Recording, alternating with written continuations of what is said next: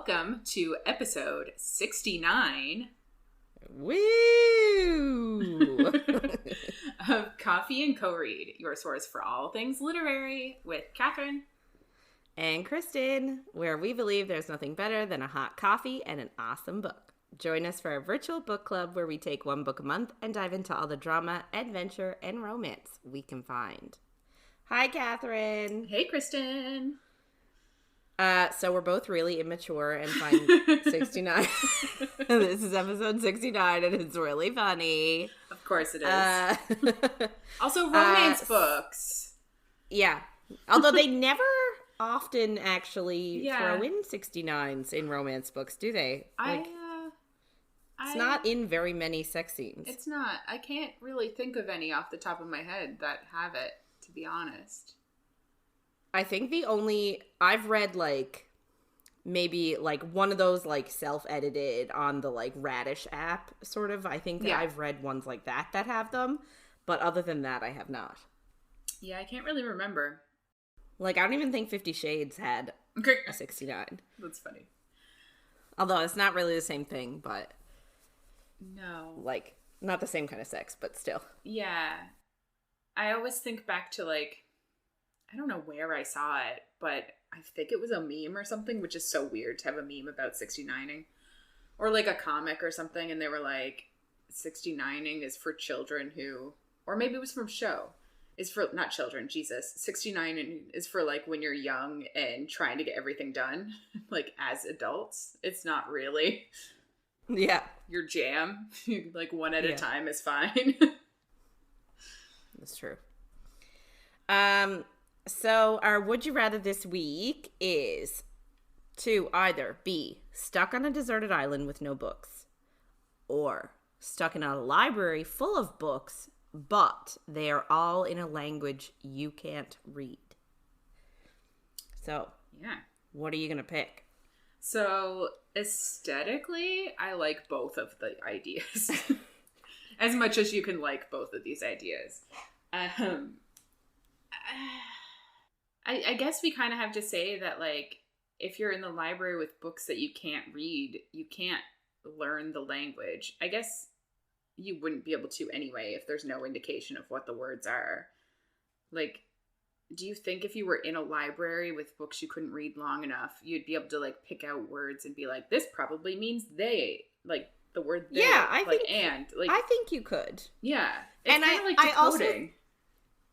And I also think it totally depends on the language itself. If it was say a language with a different alphabet, say Russian or Mandarin Chinese or Japanese or something like that with completely different characters, I think you would have a problem. Yeah. But I think if they were romantic languages. Well, yeah. So we both have French backgrounds. Mm-hmm. So if it was in Italian or Spanish or even German, I know German's not a romantic language, but I feel like both of us would be able to figure it out. Yeah. Especially Spanish, a lot of words are very similar to French, and I do know Spanish words in general. I feel like that I could do, but I feel like it can't be a language that's close enough that it would be easy. No, maybe not. But then at the same time, I also feel like you could start, if it's a library, there's definitely a kids section. True. With picture books and early readers, you could figure it out, I think. Yeah. It would give you something to do, too, because, one of my biggest things about a deserted island is, you can swim, but... What if a shark? Well... you would be okay with it, but, Thank you, shark. Yeah. I agree. What would you do on a deserted island? There's nothing to do. You'd be busy trying to survive. I get it. Yes. But, But you'd be bored. You can't... Well, and the thing that I've learned about all these survival shows, you can't overexpend your calories. Yeah. So, like, you have to spend a lot of your day doing nothing. Because if you're spending all day doing things, you're going to lose a lot of calories. And if you're on a deserted island, there's probably not going to be a whole lot of food. So, like, if you're doing things, you're using a lot of calories and you're not taking all those calories back in, you're going to waste away sooner. Yeah. I would also just burn from the sun if I didn't have sunscreen. Because I am a pasty girl. Me too. Yeah, so. I'm Casper. Yeah. Yeah, so I guess stuck in a library is definitely preferable. Even though I hope there are windows, because seasonal depression's a bitch. And I hope it's somewhere other than where we live. I Googled where's the foggiest place on Earth last night, because I was drunk. Jeff was driving me home. But we were talking about how foggy it was. And I was like, I thought that Forks was the foggiest place. Because I thought that she picked it because it's the foggiest place. Anyway, Google the foggiest place in the world. And this province came up. Awesome. Oh, God. Anyway. Awesome. It's so great. Yeah. I'm so happy to hear. I just do you know what? I don't even notice half the time anymore. You know what I mean? Like, you wake up and it's foggy. It's like, okay. Like, you just go about your day. Like, if I were to move somewhere without all the overcast, like, if it wasn't foggy and cloudy all the time, I would just sort of I don't know what I'd do with myself. I'd be like, what's happening? Why is it so bright? Yeah. I don't have sunglasses everywhere. Yeah. It would be a struggle. Anyway, so I think we can both agree after all that we would still rather be stuck in a library with books, even though we can't read them right away. We would try and learn. Yeah, give you something to do. Although there'd be less to eat in a library full of books than there would be on a desert island, likely. Well, you would hope it would be like a magic library with like a magical tea service. You could ring a little bell and just be like, tea service! Yes, that would be so great. Like the whole tiered thing. Yes! I wouldn't even need anybody at that point. Like so it would get a bit lonely. But if somebody or magically just appeared food and stuff, and how cute is that? Fine with it. Yeah, it's like, okay, I'm okay with this. Thank you. I love it. Okay. I guess we'll move on. So this is just a heads up. We are not a spoiler-free zone, and they could get a little saucy. They could. So it's our 4th week with ACOWAR, and we're doing chapters 45 to 64. Last week, so much happened. There was a library. We say that every week. But so much happens in this fucking book. It's such a large book, and so much happens. So much happened last week, though. Yeah, that's true. So much happens this week, though. So much. Yeah. And the first week, so much. Anyway, there was a library attack. The people in the book finally realized that Elain is a seer, and us as readers could stop yelling at them. Finally. Right? The summer court was attacked, and the night court went to help them. The High Lord's meeting started, and it was cringy as fuck. I'm like, is this how real politics goes? Because Jesus Christ. Anyway. Yeah. But that's the thing, right? It's like everybody has their own agenda and everybody wants what's best for themselves. And this is why I feel like we need more we need to get the elite out of power and put regular people in power. Because straight up Hunger Games situation. Remember at the end of Mockingjay, Katniss ends up killing the president of 13 because she was starting to look a lot like Snow. Yeah. And then they put a military leader in power because she was just a regular person, grew up she was just normal and just happened to be in the military. And so they were like, you look good, let's go. Yeah. So I But I feel like as soon as you're in that position, it starts to make you a terrible person. Yeah, but this is why I feel like we need to have set terms. Yeah, I think the issue is anybody who's trying to be one of these people already wants the power and already wants, like... But that's what I mean. You got to find people that don't necessarily want it. Then you can't just force people to rule. Yes, you can! Fair. Okay. Listen, there are some countries that force people to do a year or two of military service. Mm-hmm. Yeah. So, same thing. If we choose you, you have to be the leader for 4 years. That's such a long time. And then you can go about your life and live. Yeah, it's interesting. Obviously, like, some people go into it because they want the power. Some people go into it because they want to make changes for the better or what they think is better. But it all seems to just get fucked over once you're in there and everything's a shit show. Yay. The real world. Not like a book like this where it's just magic and they don't have to worry about picking a person. Anyway, so last week ended with Rhys using his insane powers to basically make it so Tamlin couldn't talk.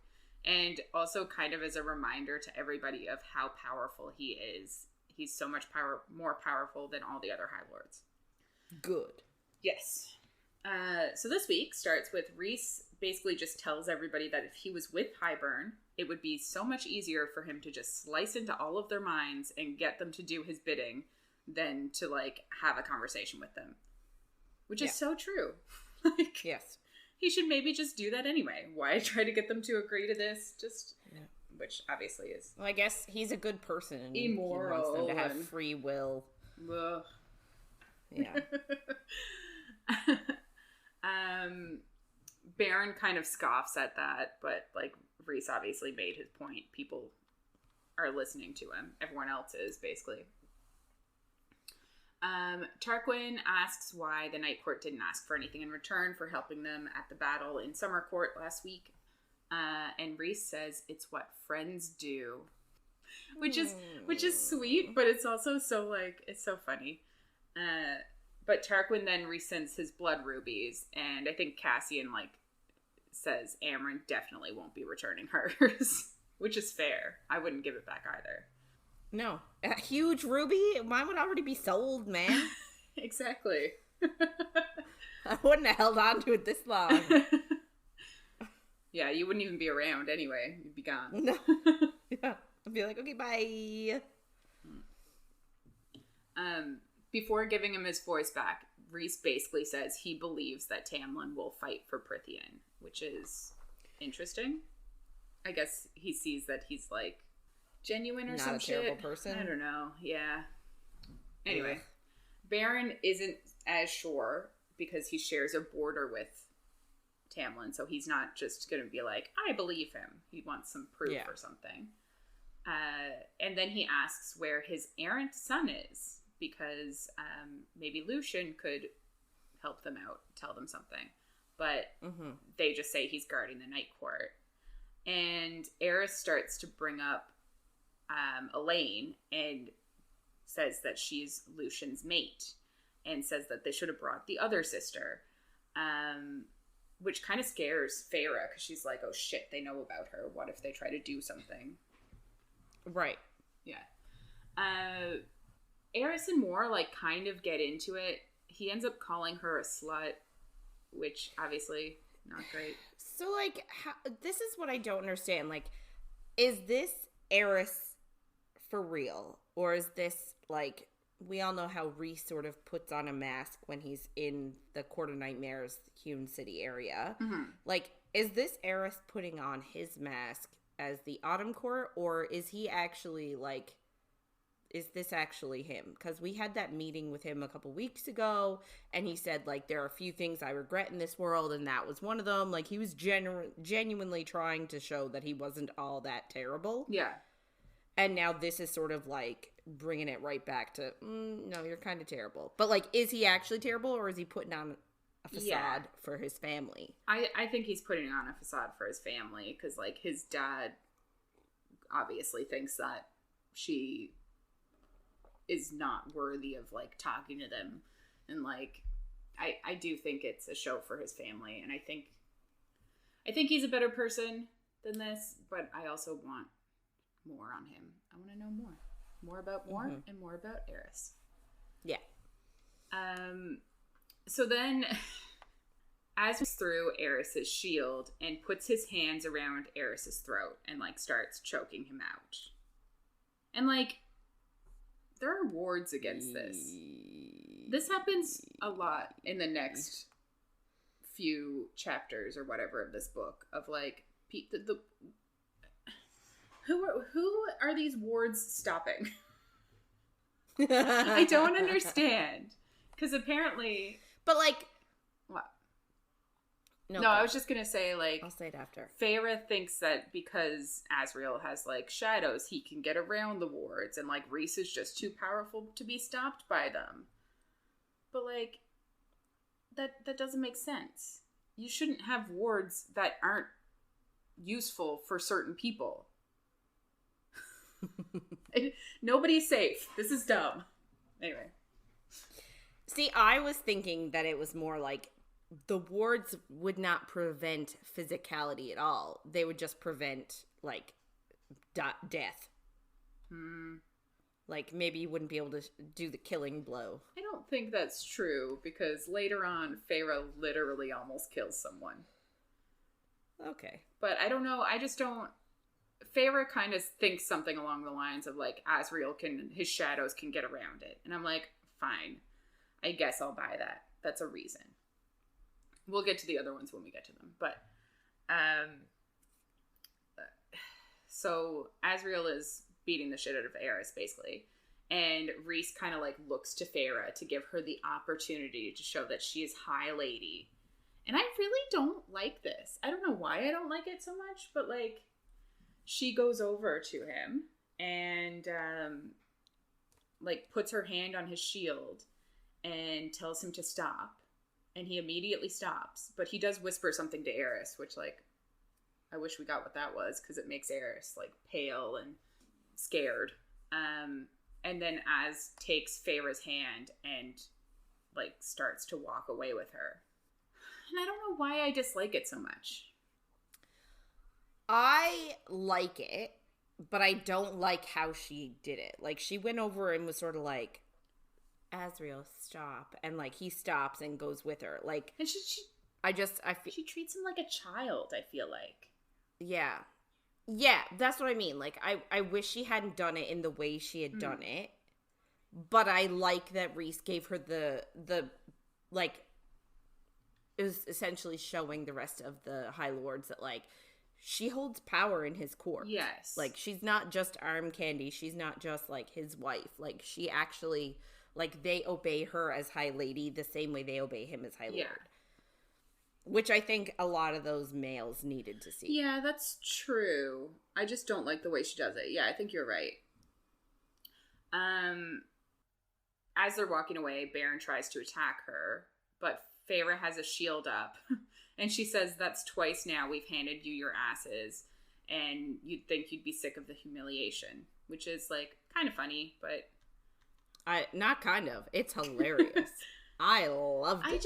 I'm really annoyed at how informal everyone is acting during these meetings. I'm like, shouldn't this be more like, I don't know, why are we letting people... Like a summit. Yeah, why are we letting people act, like, immature and shit? Like, it's just...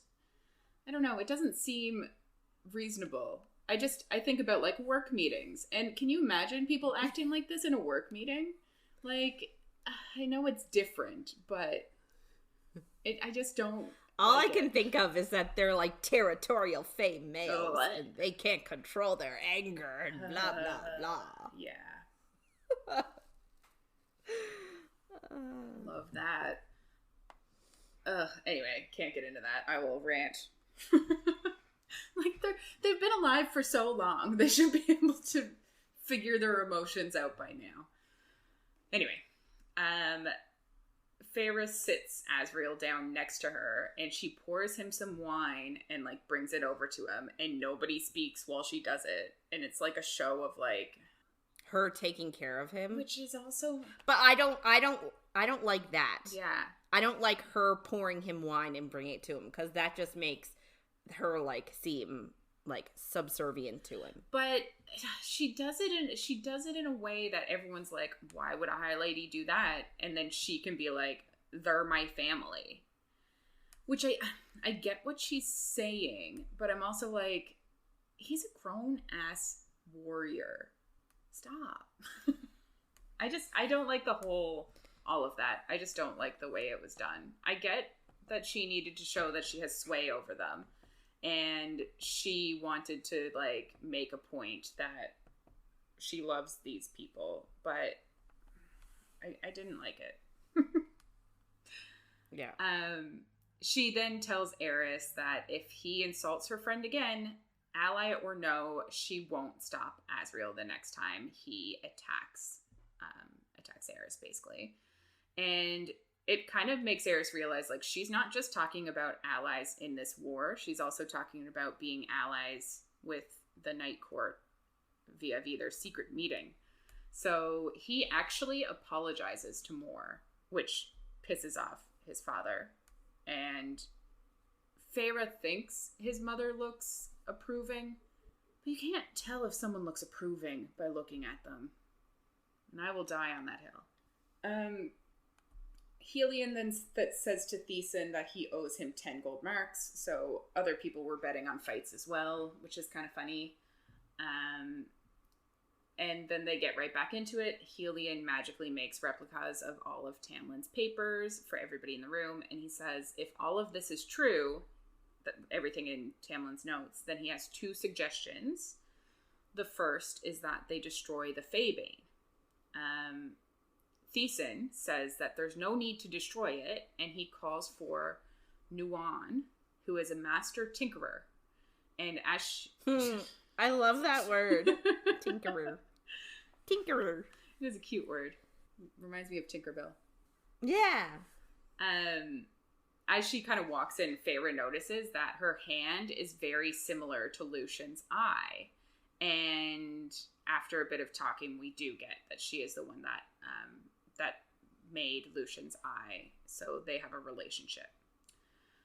She also apparently looks a little bit like Amren, which is interesting. And I didn't really remember that from any other read.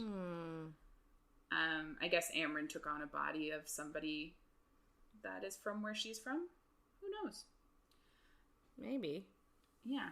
We get that she's like a super skilled alchemist, and she tells them that she got Feybane samples from Lucian from the Night Court, which is interesting because they didn't realize he got them, and he like snuck some over to Dawn Court for Nuan to look at. So like he's still playing the game, even if he kind of was acting like he wasn't, which is good to know, I guess. Yeah. Interesting. And I don't know if it ever really comes back up, but you'd think that they'd be like, hey, asshole, you didn't tell us you were doing that. But it never comes up again. So she created a powder that you can take with food or water that can make you immune to Feybane. And Thesan already has it in production to hand out to like their unified armies, basically. As with everything else that's been discussed, Baron does not trust anybody, but specifically Nuan, because by looking at her, he can tell that her family is from Xi'an. I don't think that's how you say it. Xi'an, I think it is. I just listened to the book, and then when I wrote it down, I was like, that is not spelled any way that I... Oh, I think it's Xi'an. Okay. Yeah. So she says that her parents are from Xi'an.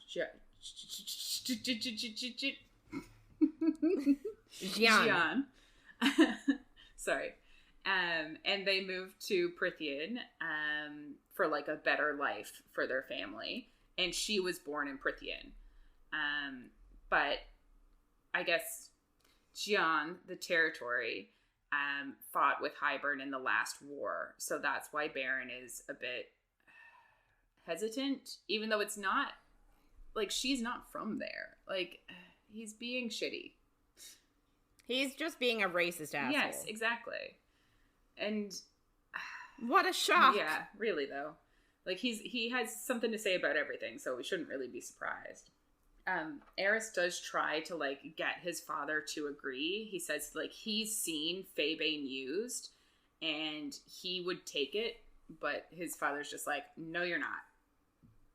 None of us are taking it, basically. But Feyre, Rhys, and basically all the Night Court's armies are going to take it. They all agree to it.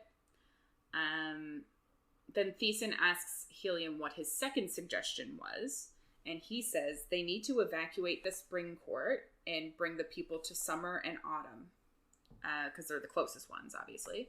Baron, of course, refuses because he can't do anything without arguing. And Vivian snaps at him, and he says to her, wives were only invited as a courtesy, which is just like, he's so shitty. Such a shitty person. She counters, like, if they end up going to war, the wives are going to die right alongside of them. And he says, far worse things than death will happen to a pretty young thing like you. I hate him. Right? I know you're supposed to hate him, but it's just so... I just dislike it a lot. Baron kind of says, like, he, Rhys, and Helion are the only people in the room that were in the last war. Like, the only High Lords, I guess, that actually fought in the last war. And he says that his wife, the Lady of the Autumn Courts, 2 sisters, bought her time to run when the armies came to her lands. And, like, what happened to them was unspeakable, basically. It was awful. And then Tarquin offers to take Tamlin's people in, because he is a good person. Well, good fae. Good whatever you call him.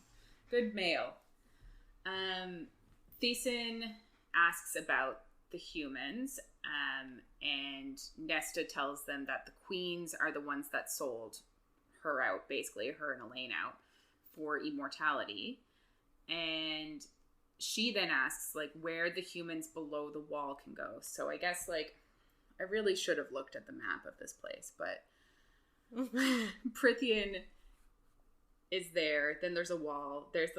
Then below it is the land that Feyre lives in. And this land is, like, not huge, not connected to anything else other than Prythian.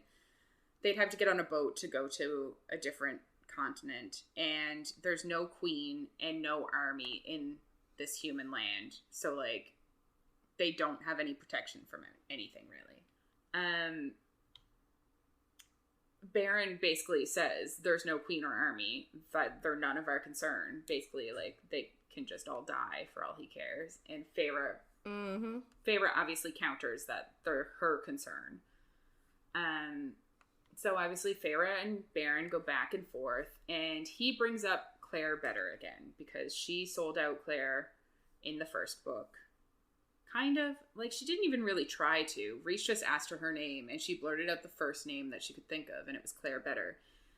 Which did get Claire tortured and killed, and her entire family burnt in a house fire. Yeah. So, like, not great. But she also had no idea, one, that Amarantha existed, and that, two, that any of this was going on. Yeah. Like, how was she supposed to know that giving up a name was going to do that? Mm-hmm.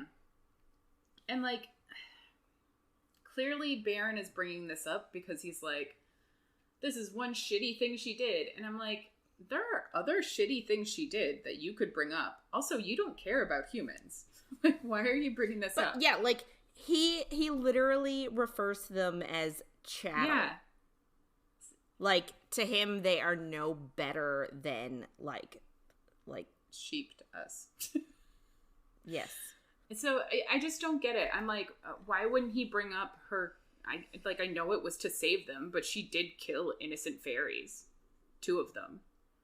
To, like... Yeah, but he won't bring that up, because that saved his ass. Yeah. But then, like... even being like, hey, you fucked up Tamlin's court. Like, there are so many other things that she did with with intentions, Whereas this one was just like a throwaway and she didn't even try. It's just, yeah. I know it's the only thing he has that he knows that she did like super wrong, but it just seems, it annoys me. So they go back and forth. Rhys kind of cuts in to ask if he's going to align with them all, and he says he hasn't decided, and Eris kind of like looks at him with reproach because like he has promised the Night Court that they will be in on this. So yeah, he's a bit worried. Yeah. Baron then, of course, starts to insult Rhys about Amarantha again, and Tarquin actually tries to tell him, like, that's enough, but he obviously doesn't stop, and he keeps going. And he says that Rhys wants to play the hero this time, but, like, if it goes bad, is he going to get on his back for Hybern? And, like, Feyre just, like, stops hearing the words, and fire explodes from her and hits Baron. He's able to shield, but Eris on one side of him gets his arm burnt, and his wife, the Lady of the Autumn Court, on the other side gets her arm burnt, which is not amazing.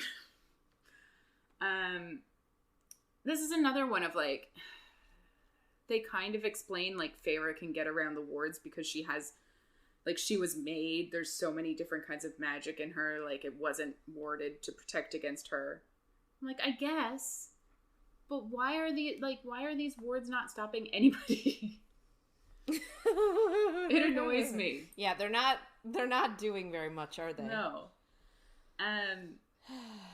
And then this part I think is really stupid too, because then Feyre basically just like shows off all the powers she has to everyone. I know she's mad, and I know she doesn't have control of what she's doing, but like, she takes water from the pool and like circles him with it, and then she's using fire, and then she uses dawn power to go in and start breaking his shield down so that like the water will get to him and drown him basically.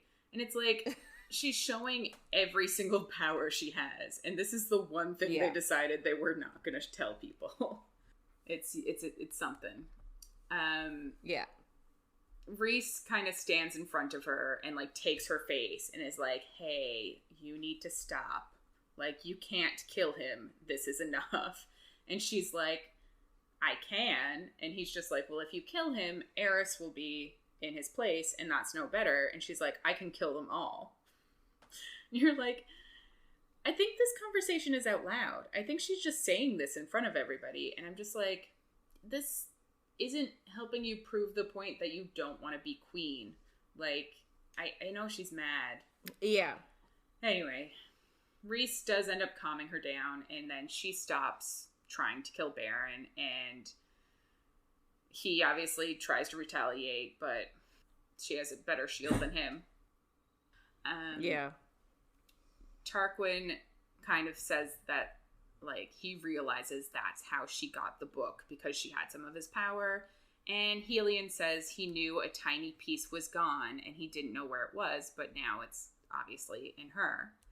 And they all asked Tamlin if he knew about her power, and he just says it was none of their business, which I appreciate.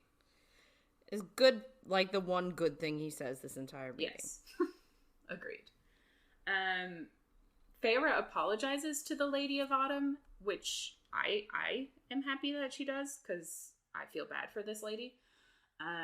But Baron... I mean, she literally doesn't say a word the entire meeting. Yeah. She just stands there, like... Yeah, and then she gets burnt because Feyre lost her temper. Like, I understand why she lost her temper, but it's not this lady's fault.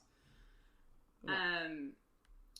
But of course, Baron says, don't talk to her, you human filth.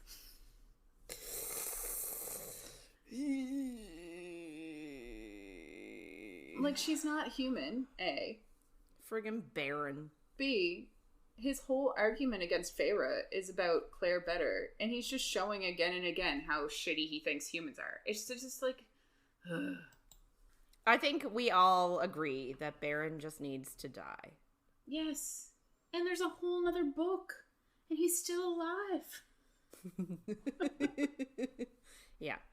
He needs when will he die? Somebody just needs to straight up murder him, please. Right? I hate Sarah J, SJM, please. Murder him. Murder him already. Yes. So, after Baron says that, Rhys slams through Baron's shields and disintegrates his chair, so he ends up falling straight on his ass, and tells him not... Yeah, I love it. And tells him not to talk to his mate like that. Like, maybe you have a point and only certain magic is an issue. Maybe, like, disintegrating someone's chair isn't something that would get you in trouble with the wards or whatever. But, like, I feel like there should be some way to stop Rhys from this too. Like, Rhys is just immune because he's so powerful.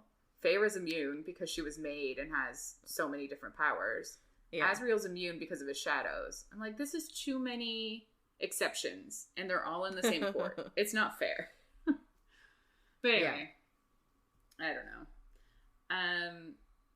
So Baron gets up. He says the meeting is over, which, you know, I'm not surprised.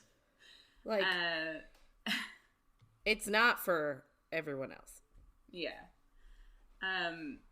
Nesta actually gets up and disagrees with him, and she, like, kind of tries to talk sense into them, and, like, she gets everyone's attention.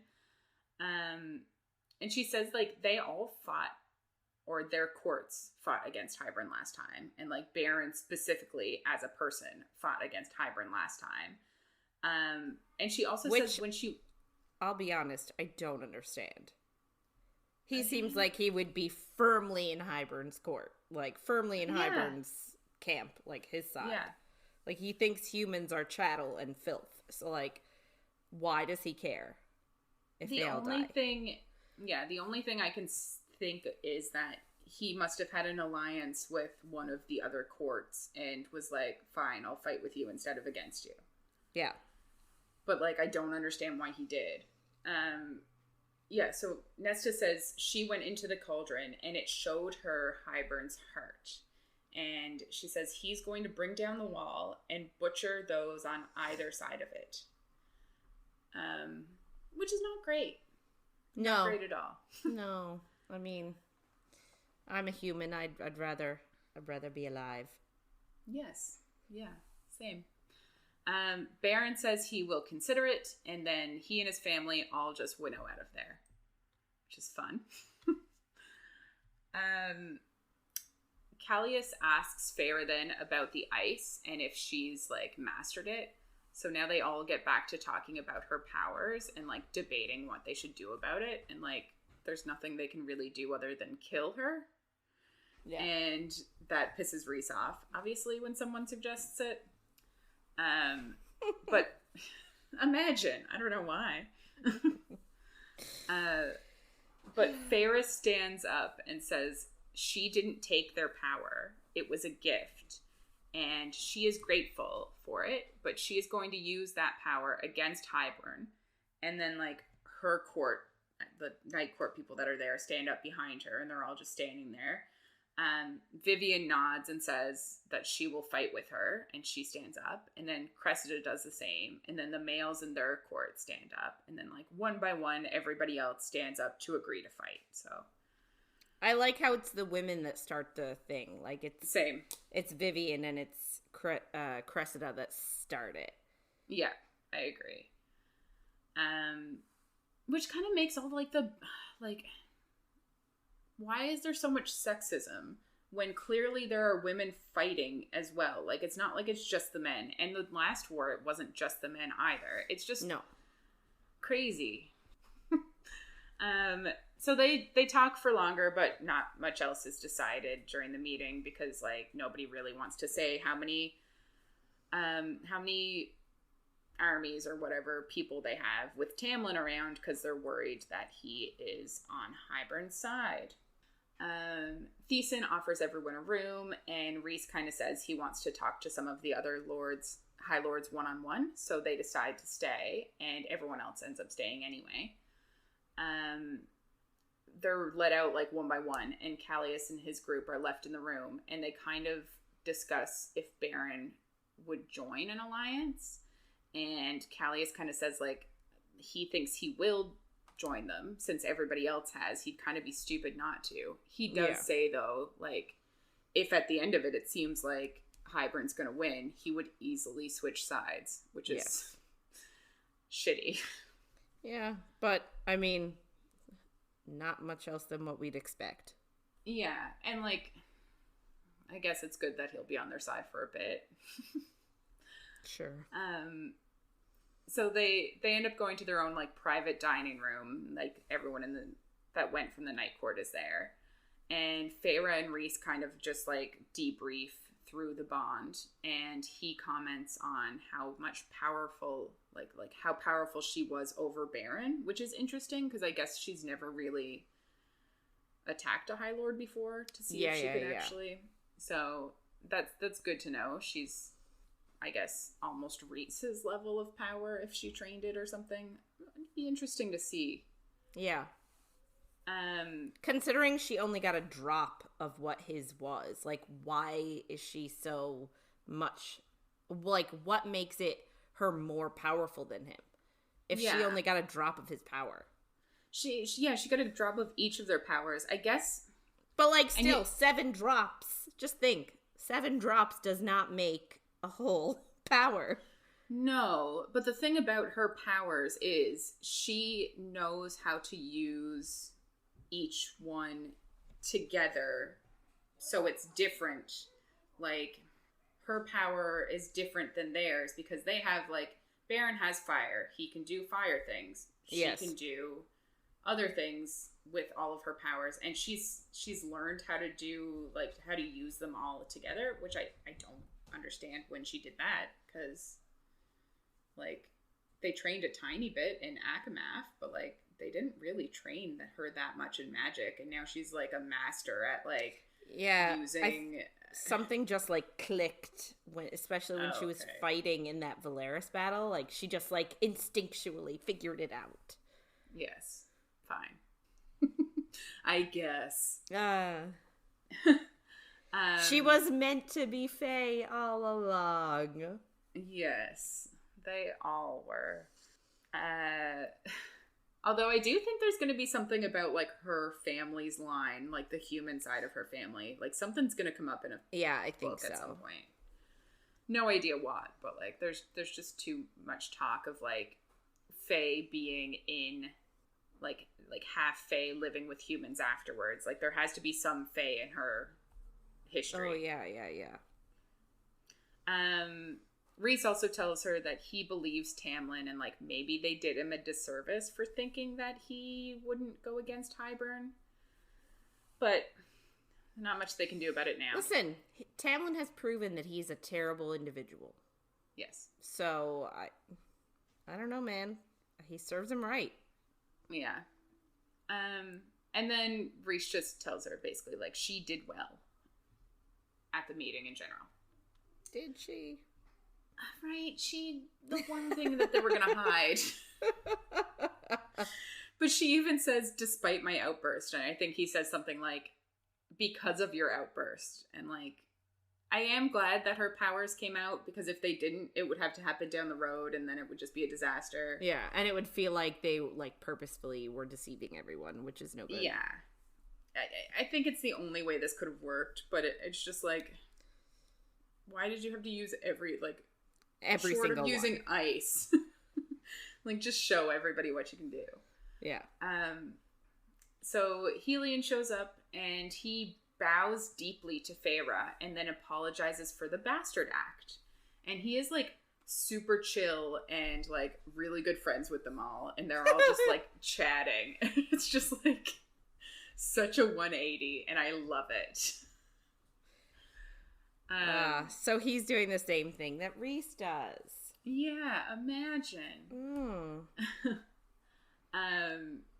We kind of get that he's apparently been trying to get more Az and Cass in bed with him together. Like a foursome. For like a foursome for 4 centuries.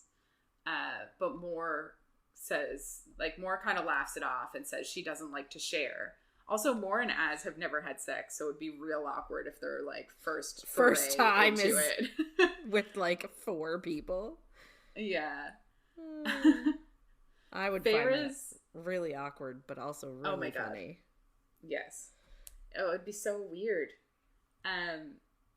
Feyre's kind of shocked by that, and then, like, looks at all 4 of them and is like, man, they're all so hot. Why haven't they said yes yet? It's just like, fair. I'd read it. Yeah, for sure. So she's having this conversation with Rhys down the bond, and Rhys laughs out loud, and then he asks her in the bond if she wants 2 men in her bed, and Moore tells them to either share with everybody or to keep it to themselves because they're all stewing in their scents. Oh. She says the word stewing in their scents. Gross. I can't. I hate it, and I will not get over it. Ugh. Yeah. Ugh. I don't like it. Yeah, I don't like, it's one thing to be like passing comment. I know you don't like it. I'm not as bothered by it, like a passing comment of like, he scented her arousal or something like that, just in passing. But for her to like come out and just like say it in the room and just bring attention to it. Yeah. It's just then, awkward AF. Rhys responds with something along the lines of like, sorry, dear cousin. And I'm like, why did you add word into it? Why did you bring that up? Like, we know it, but you haven't said it this entire book. And now you're going to say it after she says that she's stewing in your scents? You're going to bring up the cousin card? Gross. Oh, yeah. Like, you're just trying to make me mad at this point. Anyway, Cassian changes the subject, and I'm thankful. Thank God. Thank God for Cassian. He asks Helion about his armies, and they kind of like start making plans of like they'll meet up and on their border. And Helion asks if Rhys thinks that Tarquin is actually going to join them, and Rhys says, yeah, he does, but he isn't sure about Baron. But Helion thinks that Baron will. And we kind of get a bit more about the Lady of the Autumn Court now. Helion does say that her sisters did buy her time, and they did it because they loved her. And that Hybern still caught up with her, though. And Helion ended up saving her, which, of course, Baron doesn't know that. So, I guess Hybern killed her sisters. Some people went after her, and then they caught her, but he went in and saved her life. Yay. Yeah, she was married to Baron at the time. Oh. Yeah. So not great. But Moore kind of mentions a rumor that like the Lady of Autumn Court waited before agreeing to the marriage to Baron because she had met a handsome gentleman at like a solstice party or something. But Helion says that her family wanted power and she had no choice in it, and she was just sold to Baron. So it's like that's probably more likely, and also awful, obviously. Feyre's kind of deducing a lot of this in her head about like what's going on. So she kind of realizes that like we never get her name, but the Lady of the Autumn Court, like so long, the Lady of the Autumn Court and Helion actually were having an affair. And he says, he basically confirms it, and says they had an affair basically on and off until Baron found out about it. And that apparently she was a happy and smiling female until Baron like basically beat it out of her, and he now like hits her where people won't see the bruises and belittles her all the time. Which really makes you feel bad for her. So Feyre gets kind of indignant, which like it's not her place, which is kind of what Helion says back. But like she's like, how could you let the woman you love like be in a situation like that? And he's like, she's married to Baron. What is he really supposed to do? Are they going to start a war? Like, he's like, look how it turned out for you and Tamlin. Like, it's not, you can't really do that. Someone could kill Baron. I think someone should just kill Baron is the answer. Yes. Yes. Why can't we just do that? And then something clicks in her head, and Rhys tells her down the bond to stop looking so shocked at what she just figured out. So she like kind of just forces a smile, and Rhys changes the subject and asks Helion if he has any books about the wall and how to fix it or something like that. And through the bond, Feyre tells him that Helion is Lucian's father. I don't know how I feel about her figuring all this shit out. Like, how did nobody notice in the last 500 years or however old Lucian is? Like, why is Feyre the only one that is figuring out anything? Seems weird. But yeah, she kind of says, like, they have, like, they look very much alike. Like, they have the same nose, the same smile. Like, so much about them is the same. And I guess, like, she did spend a lot of time with Lucian. So I guess it is a bit different for her. She could pick it out easier. But yeah, they kind of realize that, like, ultimately in this war, it doesn't really matter. But it could mean that Lucian might be the sole heir to Helion's court if he were to die. Bum, bum, bum. Gotcha. But it just makes you wonder, does Lucian doesn't know. Helion doesn't know. Like, how? Yeah, I guess really the only people that know would be, well, now Feyre and the Lady of the Autumn Court, I guess, presumably. Yeah. But like, and Baron would probably know too. Yes. Yeah, I think he does know. I think that's when he kind of found out. Is kind of what Feyre starts thinking. And then she realizes, like, Eris probably knows, and that's why he doesn't want Lucian dead. He doesn't think he's a threat to his throne type thing. So it's interesting. I really am upset that nobody has told Lucian in the novella and the book since this and the rest of this book. Like, could someone just tell the... But no. Nope. Nesta shows up then, and, like, Helion tries to flirt with her a bit. He's a huge flirt. He's flirting with every single person there. If it walks on two legs... Actually, we don't know this. No. Hell, he might flirt with people that walk on more legs. Or less. Maybe they have fins. Or less. Nice. Who knows? Maybe. Yeah, no. He literally, Breathes. if it breathes, he flirts with it. If it is alive. But anyway, so Nesta comes in, but she's on a mission, and she, like, takes Feyre to her room because she needs to talk to her, and she tells her that they need to leave right now because something feels wrong. And I kind of think Feyre just really dismisses her in this. And, like, I get it. Feyre's like, nobody else feels anything. Like, they would know. They're all really powerful. If something was wrong, they would know. But Nesta's like, she says she's not like the others. So Feyre offers to send her back to Valeris because she's just like, if you'd feel safer there. But Nesta says it isn't about her. That's not what she's worried about. Cassian ends up coming in and he asks what's wrong. And she explains it to him that it feels like she forgot something, but she doesn't know what it is. And it just feels very wrong. Something is not okay. So he tells Rhys, and then Cass and Az check the palace and they check around nearby. And Rhys checks in with Amren, who is in Valeris, and nothing is wrong. So they just kind of are like, we'll just wait it out and see what's going on.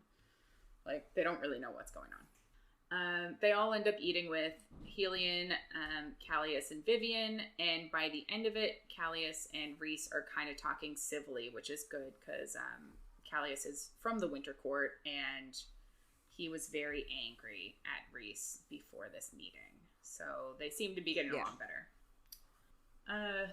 They all go to bed, and Mor and Helion go to bed together.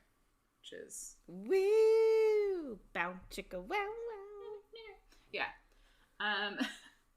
But Feyre just asks Rhys why. And I'm like, I don't, this conversation is just a bit weird. I'm like, I don't know. But Rhys says that Mor gets spooked sometimes, and what Az did today scared the shit out of her. And he's like, it's not just the violence, but like, it shows how he has feelings for Mor, and how he still feels a bit of guilt about like what has happened between her and Eris her entire life. Yeah. It's just such an odd conversation. And then Feyre just asks how Az can sit idly by when he loves her. But Rhys says, like, it's their business, which I 100% agree with. I don't think she should be butting in. And no. He also says Azriel thinks he's unworthy of her. And Feyre says it's an Illyrian trait, which is true. It seems like. She asks about Cassian, because obviously there's a whole bunch of history between the three of them too. And Rhys says that he will likely have to decide some stuff soon. And Feyre asks if he and Nesta are ... And Rhys says it's hard to tell until the bond snaps into place. What could that mean? I wonder. Yes. He then tells her that Tamlin still loves her, and yeah, I don't know why I'm awing, because I hate Tamlin's guts, but I am. I know, and I don't think he can be redeemed, but I'm still like feel a little bit bad for him. I still think he's an asshole. Yeah. Feyre agrees, like she can tell he does too, and she's sad at like how ugly it all was. She does tell Rhys, though, that she doesn't think that she can have sex with him when Tamlin is so close, like, under the same roof, which is, like, completely understandable. And obviously Rhys understands, because he's a good guy. She also tells Rhys she's sorry he had to reveal so much today, and, like, she's proud of him for, like, going out there and being himself instead of his alter ego. Mean guy. She also tells him that, like, she looked for his mother and sister's wings when she was in the spring court, but Tamlin had burned them long ago. And Rhys is glad that he gave them that amount of peace. So, like, it's a bit of a point in Tamlin's direction in Rhys's eyes. The next day, Feyre thinks about how she just, like, heard Mor and Helion up most of the night. Just, could he... Woo! I'm like, why didn't they... Doing it. Why didn't they put a sound barrier up? Why didn't they... But I don't know if Helion can do that. Why didn't Rhys do it then, so that they didn't have to hear them? Oh, good point. It's just, I don't know. Anyway.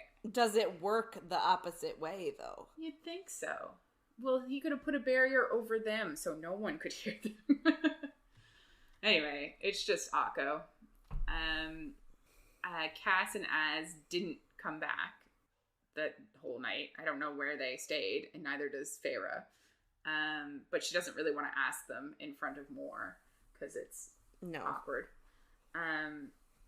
So Feyre goes out to the breakfast area, I guess, and she says there's something vacant in Mor, which, like, you wouldn't really expect after having, like, really good sex with a High Lord. But there's clearly more on the go. Cassian shows up then, and he makes a joke at Mor, and she throws her food at him, and then he asks Feyre about Nesta, but she kind of just says, like, she's the same as last night. Like, she's fine, but clearly something's happening, or she thinks something's happening. Yeah. Feyre ends up wearing, like, a glittery black dress today, and she mentions Rhys's mysterious clothier, however you say that word, the person that's making all these dresses for her, which we actually get in the novella. So they all go back to the meeting the next day, basically, and Helion tells Tamlin that he reviewed all the figures, and if Tamlin can rally his forces quickly, he and Tarquin might be able to hold the front lines long enough for, like, everybody in the north to get down to them. Tamlin argues that it's not really that easy after Feyre destroyed his army's faith in him, which he just won't shut up about. I mean, He's not wrong, but, like, it's his own fault for making a deal with the devil. Yeah, like, she kind of just showed them what he was doing. It wasn't really... He made some of the steps as well to make them hate him. But Nesta, at this moment, ends up surging forward out of her chair, and Mor kind of grabs her because she doesn't know what's going on. And Cassian goes over to her, and she ends up throwing up in the reflection pool. And, like, Callias asks if it's poison, but Helion and Thesan, like, kind of check her, and there's nothing they can do, so they're like, it's not... There's nothing wrong with her. That's not what yeah. Nesta just says it's not her, it's the cauldron. And then they all feel an impact, and Rhys throws himself over Feyre, and, like, the whole mountain shakes. And, like, Rhys is about to winnow them out of there, but it all just stops. And Rhys sends his magic south, and he looks to Feyre with fear and sorrow, and he says, the wall is gone.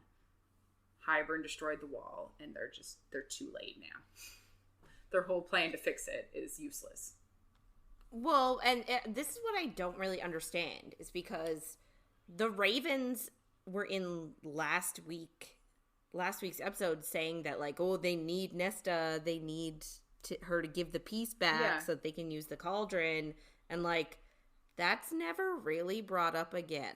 I think if they had Nesta and the peace, they could have just destroyed the cauldron, destroyed the wall immediately, but they had to go to, like, one of the holes in the wall to destroy it, and that's what they did, I guess. But it really doesn't get into that ever again.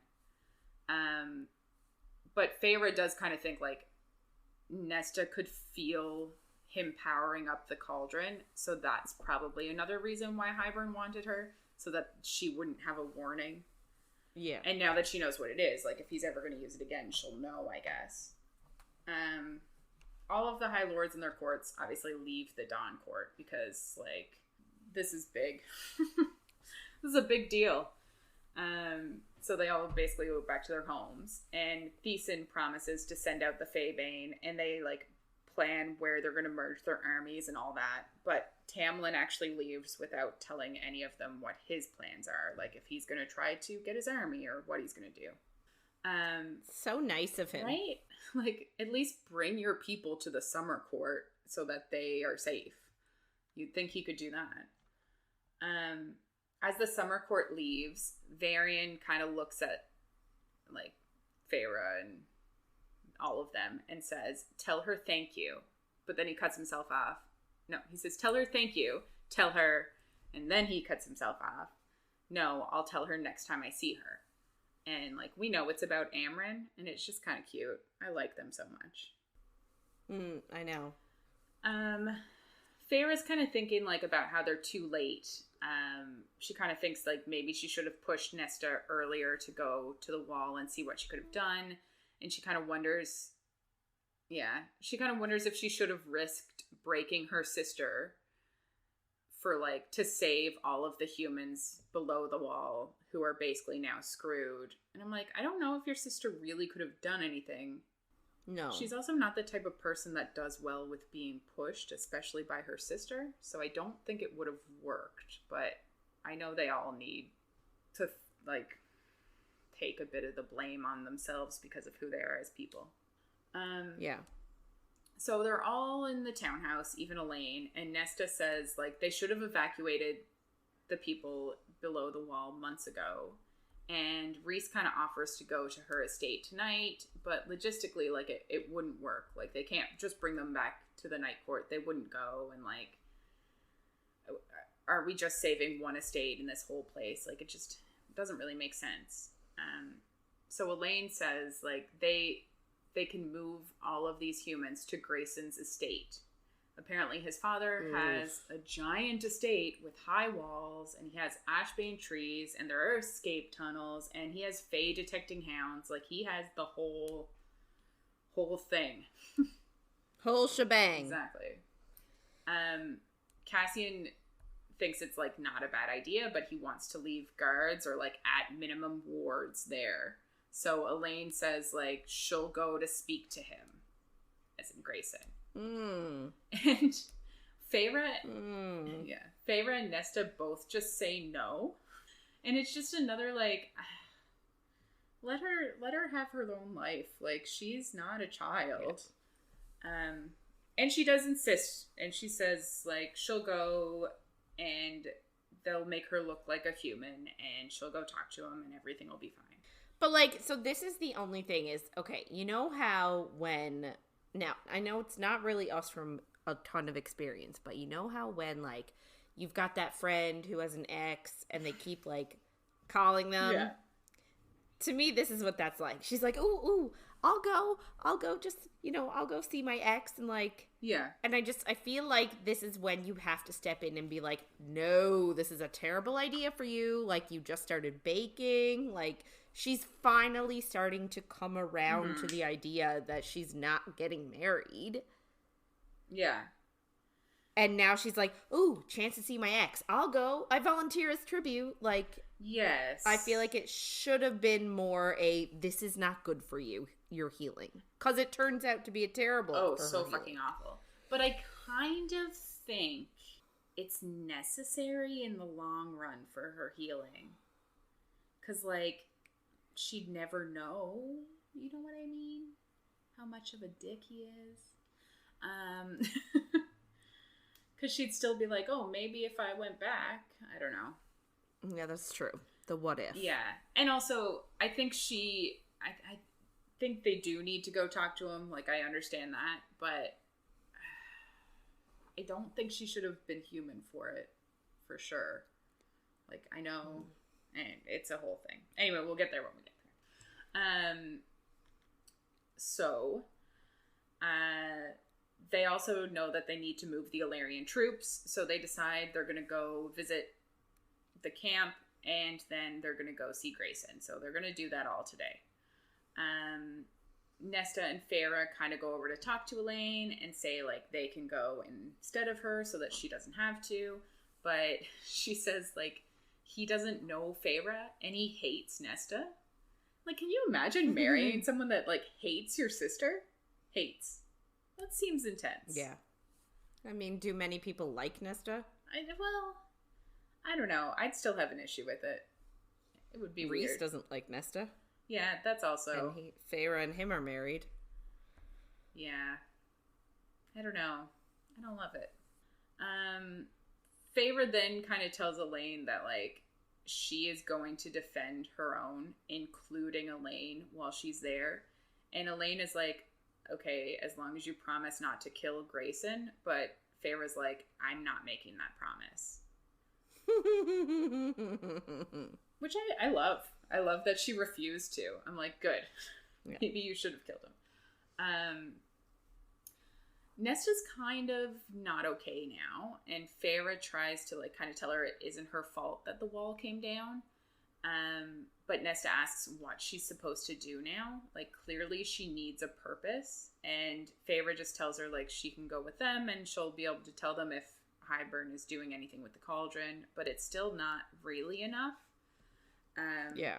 Cassian goes over to her and tries to goad her a bit, but, like, she doesn't even snap back at him. Like, she's just not really responsive to him.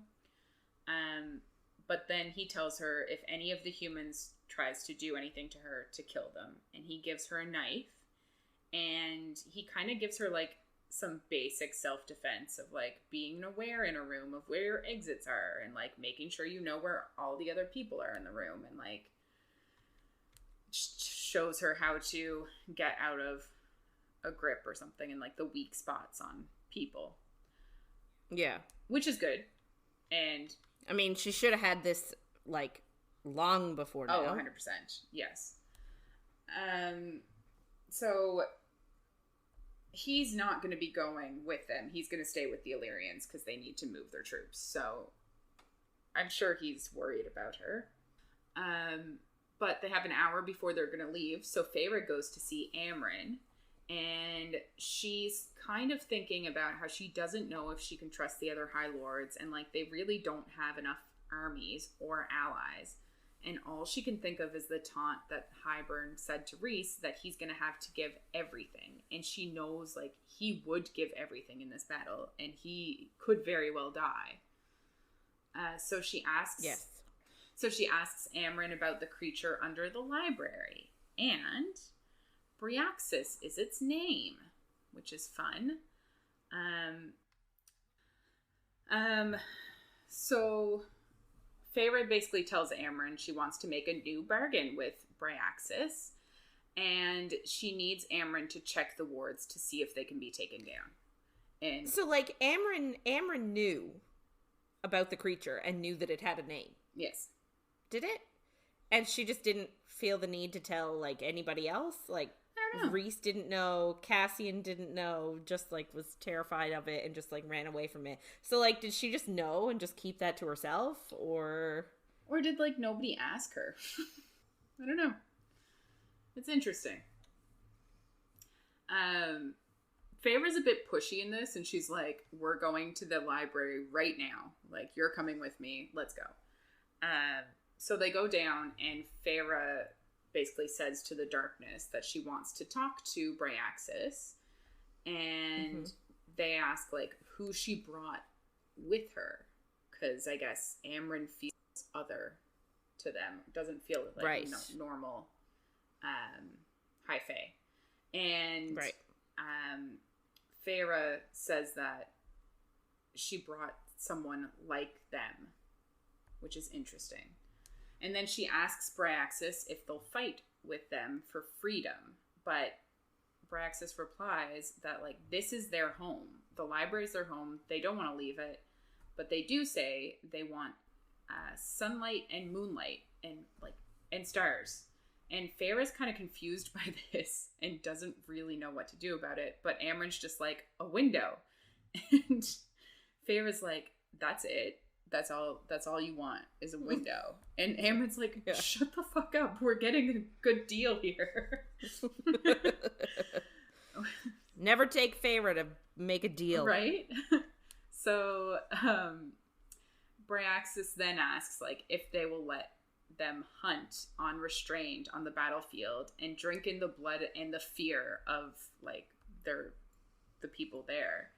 And Feyre answers yes, but only Hybern's army, and only until the war is over. So they make a bargain, and she gets a new tattoo. Love it. I wish getting a new tattoo was that easy. Right. I would have so many bargains. It would be awful. Feyre goes back to the group and tells them that Amren's still looking into the book for some way to stop the cauldron, and she kind of thinks, like, she's also starting to cut back the wards on Bryaxis, but she doesn't tell everyone that. After everyone else winnows to the camps, Feyre and Rhys are, like, left there getting ready to winnow themselves, and Feyre tells him about the bargain, and she says that she's not going to bother with the bone carver's request because, like, she obviously doesn't want to go insane. Before they leave, he kind of asks if she thinks they'll ever see it again. And she knows he's talking about, like, Valaris, their home, like, if this is the end, like, they're going, like, this is the start of them going to battle. They may never come back here. And if they do, realistically, you wouldn't think all of them are going to make it, type of thing. Yes. Yeah. And Feyre promises that they will. And then she just kind of, like, prays that she's right. And then we get part 3 of the book, which is called High Lady. So they all are at the camps, and there are Illyrians there, and Devlin is one of them, and he was in the last book. I don't think he was in this book. He was. He hasn't, I don't think he's been in this book so far. Yeah, but he's the asshole who wouldn't let the females in camp train until after they did their chores or some bullshit in the last book. Yeah. So Devlin kind of asks about the wall, and Rhys confirms that it's gone, and then he starts to give orders, and, like, Cass chimes in when he needs to, and they're giving the Illyrians, like, their battle orders, basically.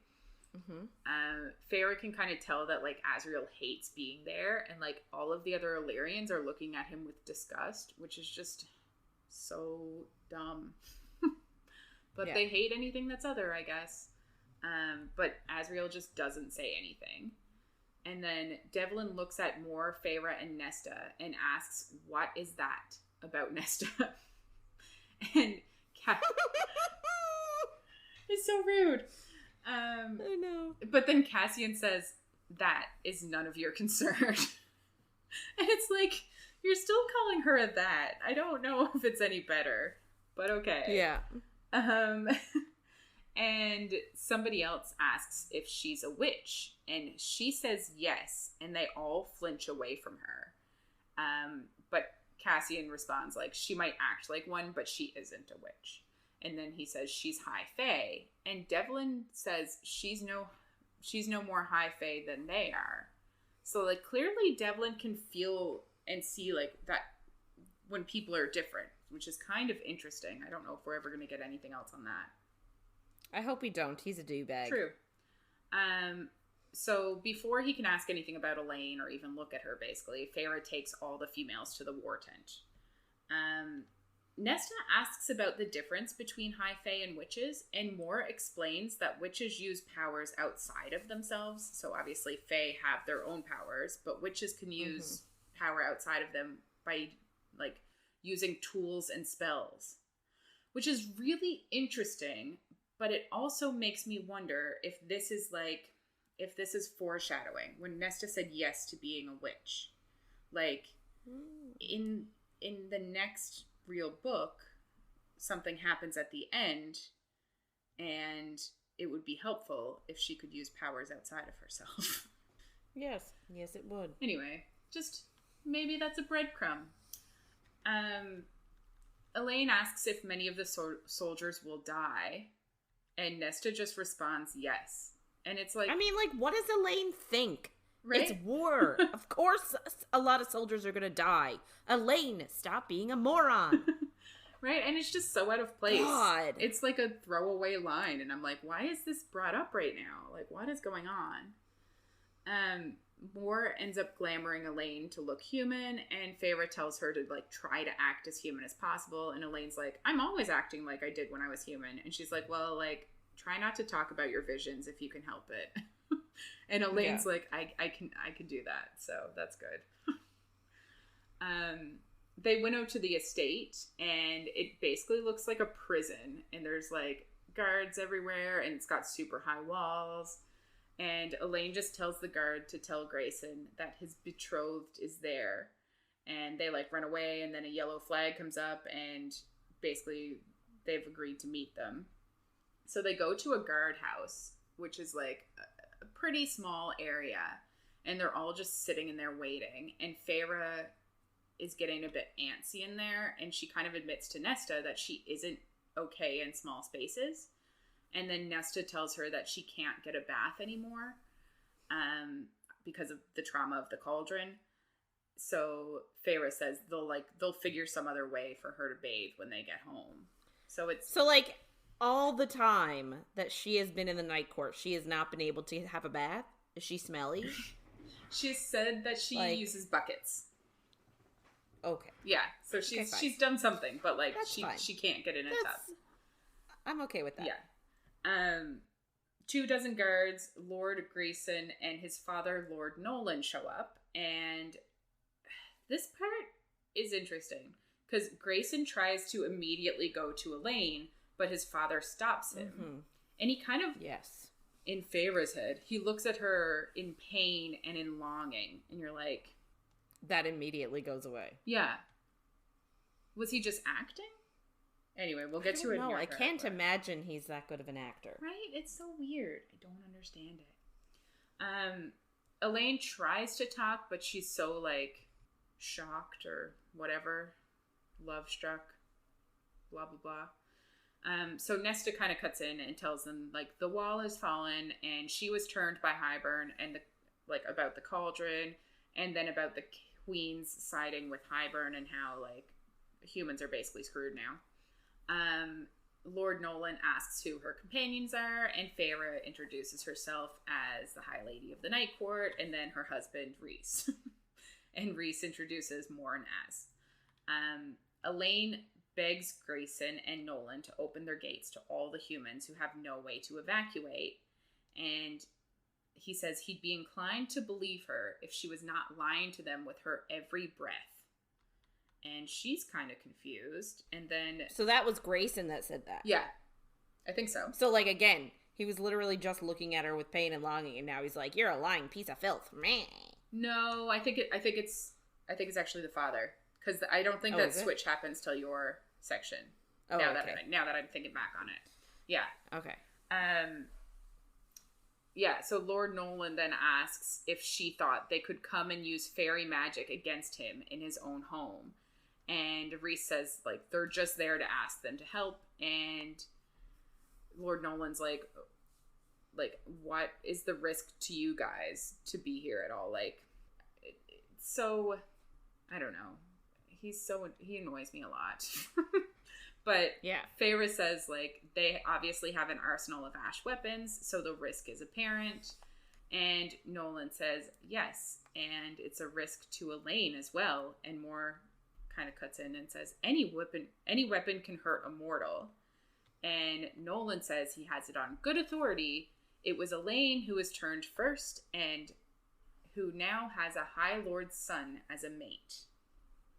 And then Rhys is like, who told you guys that? Mm-hmm. Yeah, and then, bum, bum, bum, Jurian walks through the door. What? Yeah. So, Jurian has been working with Hybern this whole time. So, we've thought. Hybern brought him back from an eye and a finger bone. Which is interesting. And has promised him retribution and promised him to find Miriam, the woman he loved. And now all of a sudden they're seeing him on the human lands with these two dudes.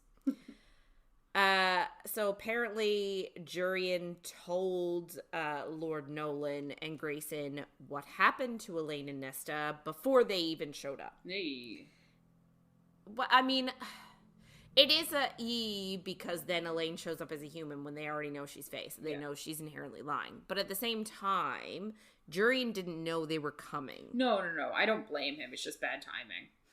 Really. Yeah, it's just really bad timing. Yeah. So Jurian lets loose that he thinks that the human queens are traitors and they don't deserve their crowns.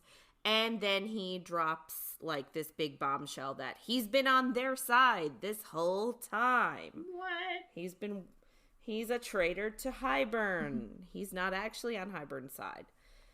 And they're all like, what? Really? Like, that's wild. I can't believe that. And he is equally hurt.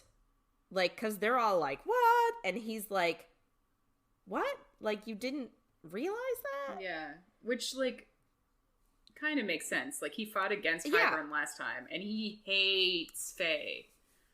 Yeah. And he said that he was like, we fought together at the last war. Like, he fought with the inner circle, like, a lot. They worked together. And he was like, I thought you guys would know me better and know that I wouldn't switch sides. Yeah. And then he was also like, Rhys, I thought you would, like, look into my mind and read my thoughts and, like, know what I'm thinking. Yeah. Like, all I can imagine is him being in Rhys's presence and being like, I don't like Hybern. I don't like Hybern. I don't like Hybern. Like, just trying to, like, project it to him. Yeah. And Rhys is just like, doo-doo-doo. Like, ignoring. Completely oblivious to it. Yeah. Yeah. But, like, Rhys said that he didn't want to risk seeing anything to do with Amarantha. Which is so sad. So he didn't, which is really sad. And they're sort of like, but wait, like, you told Hybern you wanted to find Miriam and Draken. And he says, yeah, I do. But he said for two reasons. Like, one, Draken has a legion that can ally with them and, like, fight with them. Yeah. And two, he says he wants to beg their forgiveness. I don't really know why. What did, like, I don't really remember what he did that was so wrong. Like, Miriam encouraged him to have that affair with Amarantha's sister, and then he killed her, and then he was fighting in the war. Miriam dumped him and went with Draken. Like, I don't remember Jurian doing anything really awful. I wonder if he was awful after she got with Draken, maybe, but I don't know. I don't know. Yeah, I don't really remember. I don't remember hearing anything about that, but, like, we are treating him like a very shitty person for someone who was literally just dumped and was doing everything they could to fight in a war. Yeah. Interesting. Yeah. So Moore asks, like, why are you switching sides now? Like, after the last few months? Like, why is it now? And he said that, like, now that the wall is down, he can travel wherever he wants. Like, I guess before he was limited. He couldn't cross the wall unless it was at one of those little spots. Yeah. And then it was obvious where he was going. But now he can go wherever he wants. And after the meeting this morning, the meeting with all the High Lords, Tamlin went right to Hybern. Yay. And now Hybern has the plan to attack the Summer Court, but on land this time. Not like the last attack he did on Adriata was by sea. Yeah. Now he's going on land. So back to, like, you know, like Nolan and Grayson are just standing there. I know, it's so weird. It's so awkward. And so, like, they get back to the matter at hand and they tell Nolan, they're like, you know, if you agree to take whoever makes it to your keep in time, like, just shelter whoever you can, we will put wards up for you as well. Yeah. But he obviously says he doesn't want their wards. Of course. And he also refuses to take poor people. Yeah. Like, he says, like, anybody from any neighboring estates, like any, you know, highborn people, sure, I'll take them, but I'm not taking peasants. Yeah. And the inner circle is, like, completely, like, stunned. They're like, what? So I feel like this Nolan guy is, like, just barren in human form. Yeah. And finally, Jurian ends up convincing him, because Jurian is also human, and he convinces him by saying that that he fought with Nolan's ancestor in the last war, and said that if he was alive, he would be ashamed of you for not taking whoever could make it here. Yeah. So Nolan sort of agrees to house people. And Grayson is now pissed at Elain for hiding her fayness and pretending to be human. And he thinks that she belongs to Lucian. Yep. Even though she's like, yeah, like, maybe he might be my mate, but I don't want him. I want you. Like, my heart is yours. But, like, he's the biggest dick in the world, and he tells her that, like, their engagement is over. I don't want you. Like, I will never want you. And give me back my ring. Everyone sort of, like, she doesn't want to give it back, obviously. Yeah. And they sort of start to fight about it. And Rhys is like, the lady is keeping the ring. Like, yeah. Dude. And then Nesta slaps him in the face. Yeah. But, like, even his father is like, you're being a dick. Like, this is a bit much. Like, yeah. He's a lot. He is. And I'm like, Elain, honey, you dodged a bullet. Oh my god, so many. Yeah. So they all leave, because I think they're meeting in, like, the guardhouse. So they all leave. And Jurian tells them that his plan is to sow discord in the Mortal Queen's courts. So he's going to try and keep them busy so that they can't participate in the war at all. Makes sense. Yeah, and he also tells them, he gives them a little piece of battle advice for the upcoming Summer Court battle. He says, hammer the left flank, because for some reason Hybern is putting all of his untrained nobles there.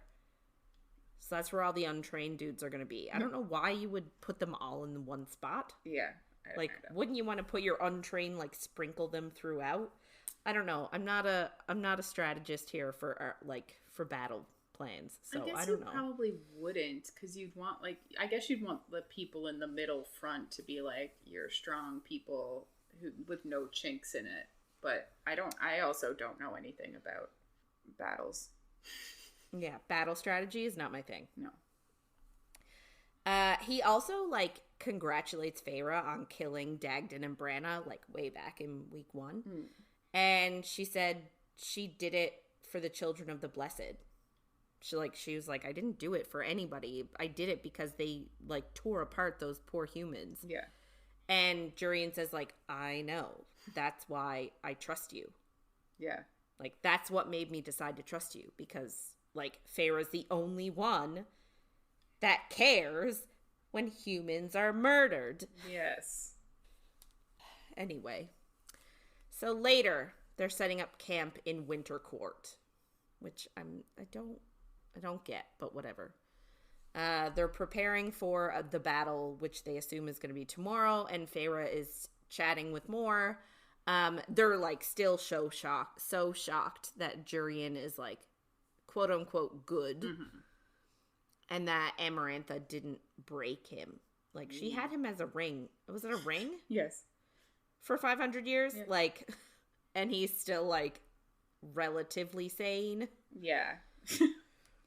Doesn't make sense. Moore asks Feyre, like, how's Elain?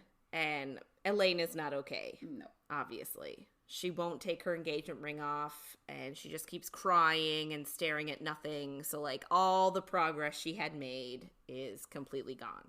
Yep. So. Not ideal. Not ideal. Like, but again, like, I almost want to be like, Elain, what did you expect? Yeah. Like, you know what I mean? Like, I wanted to be like, wake up, girl. Like, ugh. Elain bothers me to no end. She doesn't really bother me as much, but, like, I don't know. I don't know what she was hoping to get out of that, but yeah, she got what she needed to get, I think, to eventually heal, but she's not good. I also think he didn't need to be that much of a dick to her, but it showed who he was as a person, and, like, good. Yeah. Well, that's like, remember when Feyre shows back up at the estate, and Nesta tells her that Elain is engaged, and she says, "Is he a good person? Like, is he a good guy?" Yeah. And Nesta says, "Well, Elain thinks he is," and she was like, "Well, does she love him?" And she was like, "Well, yeah, she thinks she does." Yeah. So, like, that just goes to show that, like, Elain probably had blinders on that entire time. Oh, 100%. And he was probably, like, he's definitely always been a dick, and she just didn't see it. Yeah. Anyway. Wild. So, yeah. That night, Rhys doesn't come to bed, and Feyre finds him at dawn, and he's, like, morose a little bit, because he's like, a lot of my people are gonna die today. And that makes him upset, obviously. He cloaks the entire army, which takes a huge amount of power, on the, like, as they travel to meet Hybern's army. And they planned it strategically so that when they got there, they would be on the higher ground to give them an advantage. And they all had Nuan's antidote for breakfast. Like, they all sprinkled it on their food, every single soldier. Yeah. So that the Faebane won't have an effect. Smart.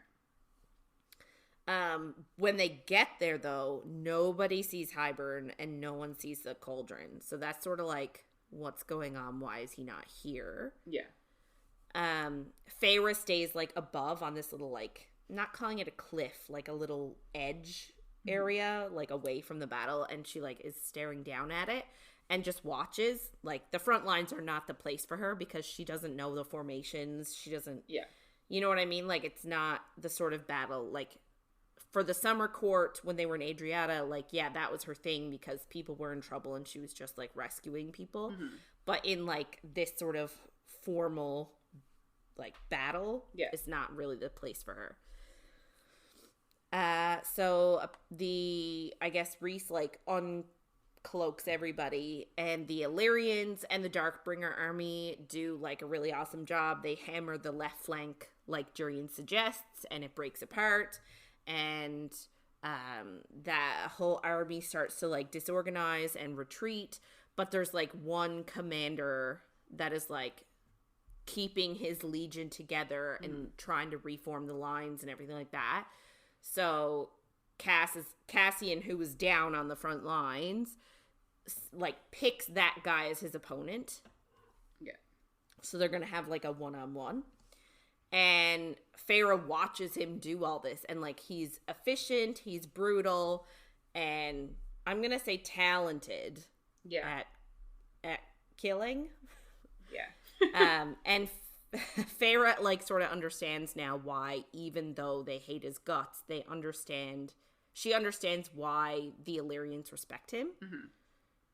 So, obviously, he kills the commander, and then the whole army full out panics and retreats, because, like, he kills him in, like, 3 seconds. Yeah. Like, it's not even a contest. So they full out panic and start to, like, retreat. But then Cassian had told Tarquin's army to appear behind them. So they do. And now Hybern's army is trapped in between them. And they're, like, just slaughtered. Yeah. Like, it's a slaughter. Like, obviously some of their army dies, but, like, it's not a huge loss for them. Once most of the killing is done and a bunch of people have surrendered, Tarquin takes a few for questioning, and with the rest, he uses his powers and he just drowns them all on land. So, like, he leaves no survivors. And Feyre's sort of like, ew, like, this is brutal. But, like, it's not a, I don't understand why you wouldn't let them go sort of a thing. Like, she understands why you can't. Yeah. But it's still brutal. Yeah. It's hard to watch, I guess. Yeah. So that night, they move their camp, like, to where they are. Because, remember, they were camped in the Winter Court, and then they marched to the battlefield. So now they're moving all their stuff to where they are.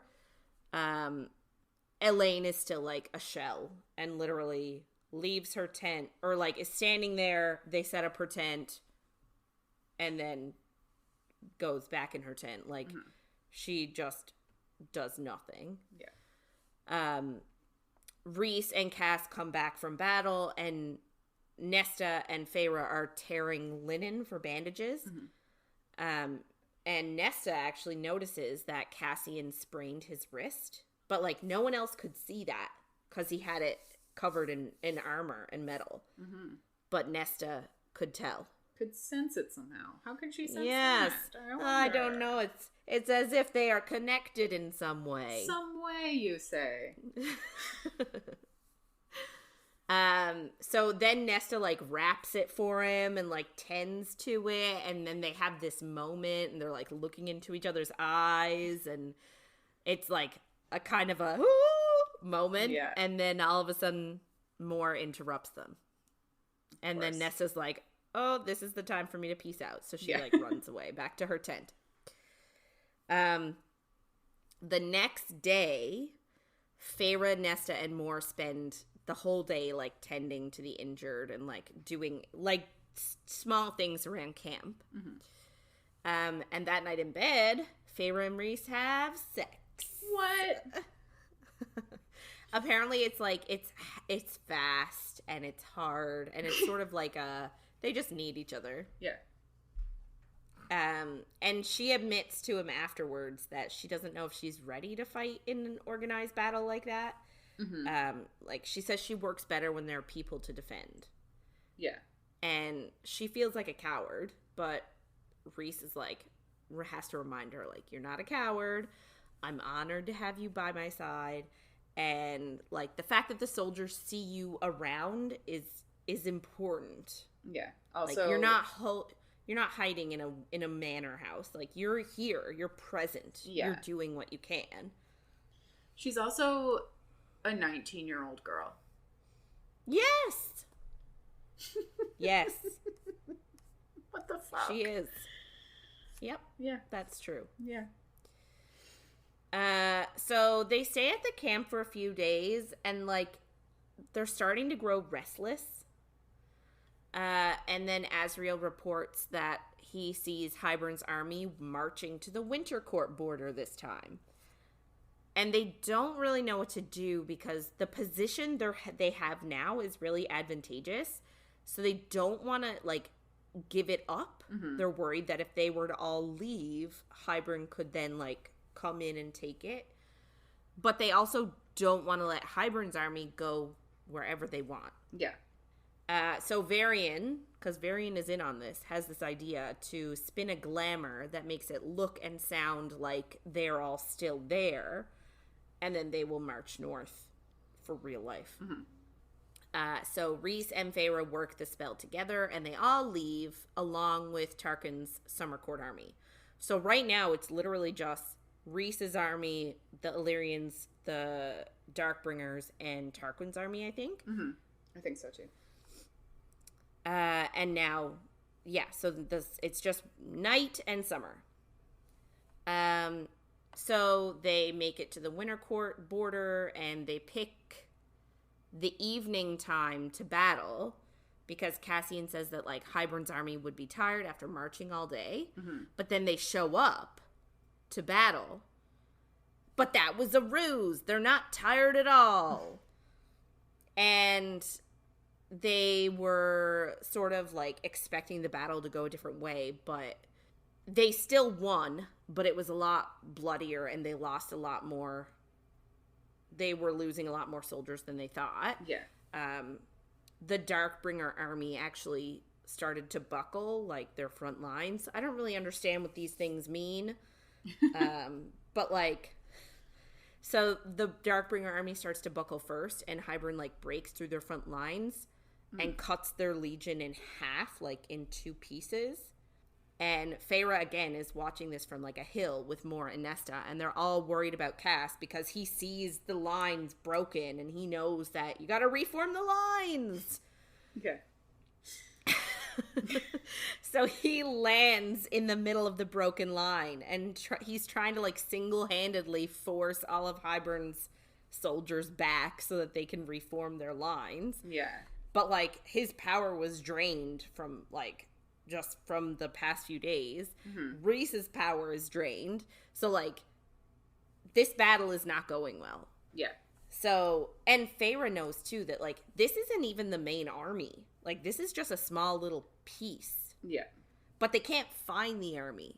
Like, no one can. Not even Elain in her visions. Because now, all of a sudden, she has this mastery over them, and she could do whatever she needs to do. Of course. And so Feyre feels like they're just chasing pieces of his army around, and it's like patching holes in a boat. Yeah. It's not sustainable. Which makes sense. So, right. So Feyre decides there's one person who'll know. And it's our favorite. It's the Suriel! Yay, but not yay. Yeah. So she goes to find, that's what she knows she needs to do. She needs to find the Suriel.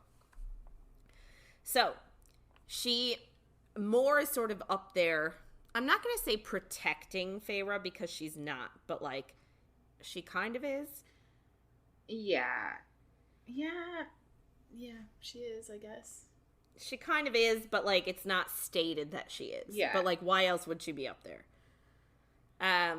So keep her company. Feyre knows that Mor's not going to let her go just out in the middle of nowhere and go out willy-nilly and find the Suriel. It's too dangerous. Yeah. So she managed to convince Mor to go down and help Cass in battle. Because Cass is, like, surrounded and overwhelmed with soldiers, and he's by himself. So she's like, Cass needs you. Go. Not wrong. And, like, Mor wants to be there. Like, she can tell that, like, Mor keeps, like, looking and, like, trying to see what's going on. Mm-hmm. And she's, like, itchy. So Mor says, okay, fine, I'll go. But, like, stay here, stay within the wards. Mm-hmm. And she's gone. And then Feyre makes her plan. So she goes to Elain and asks Elain to find the Suriel.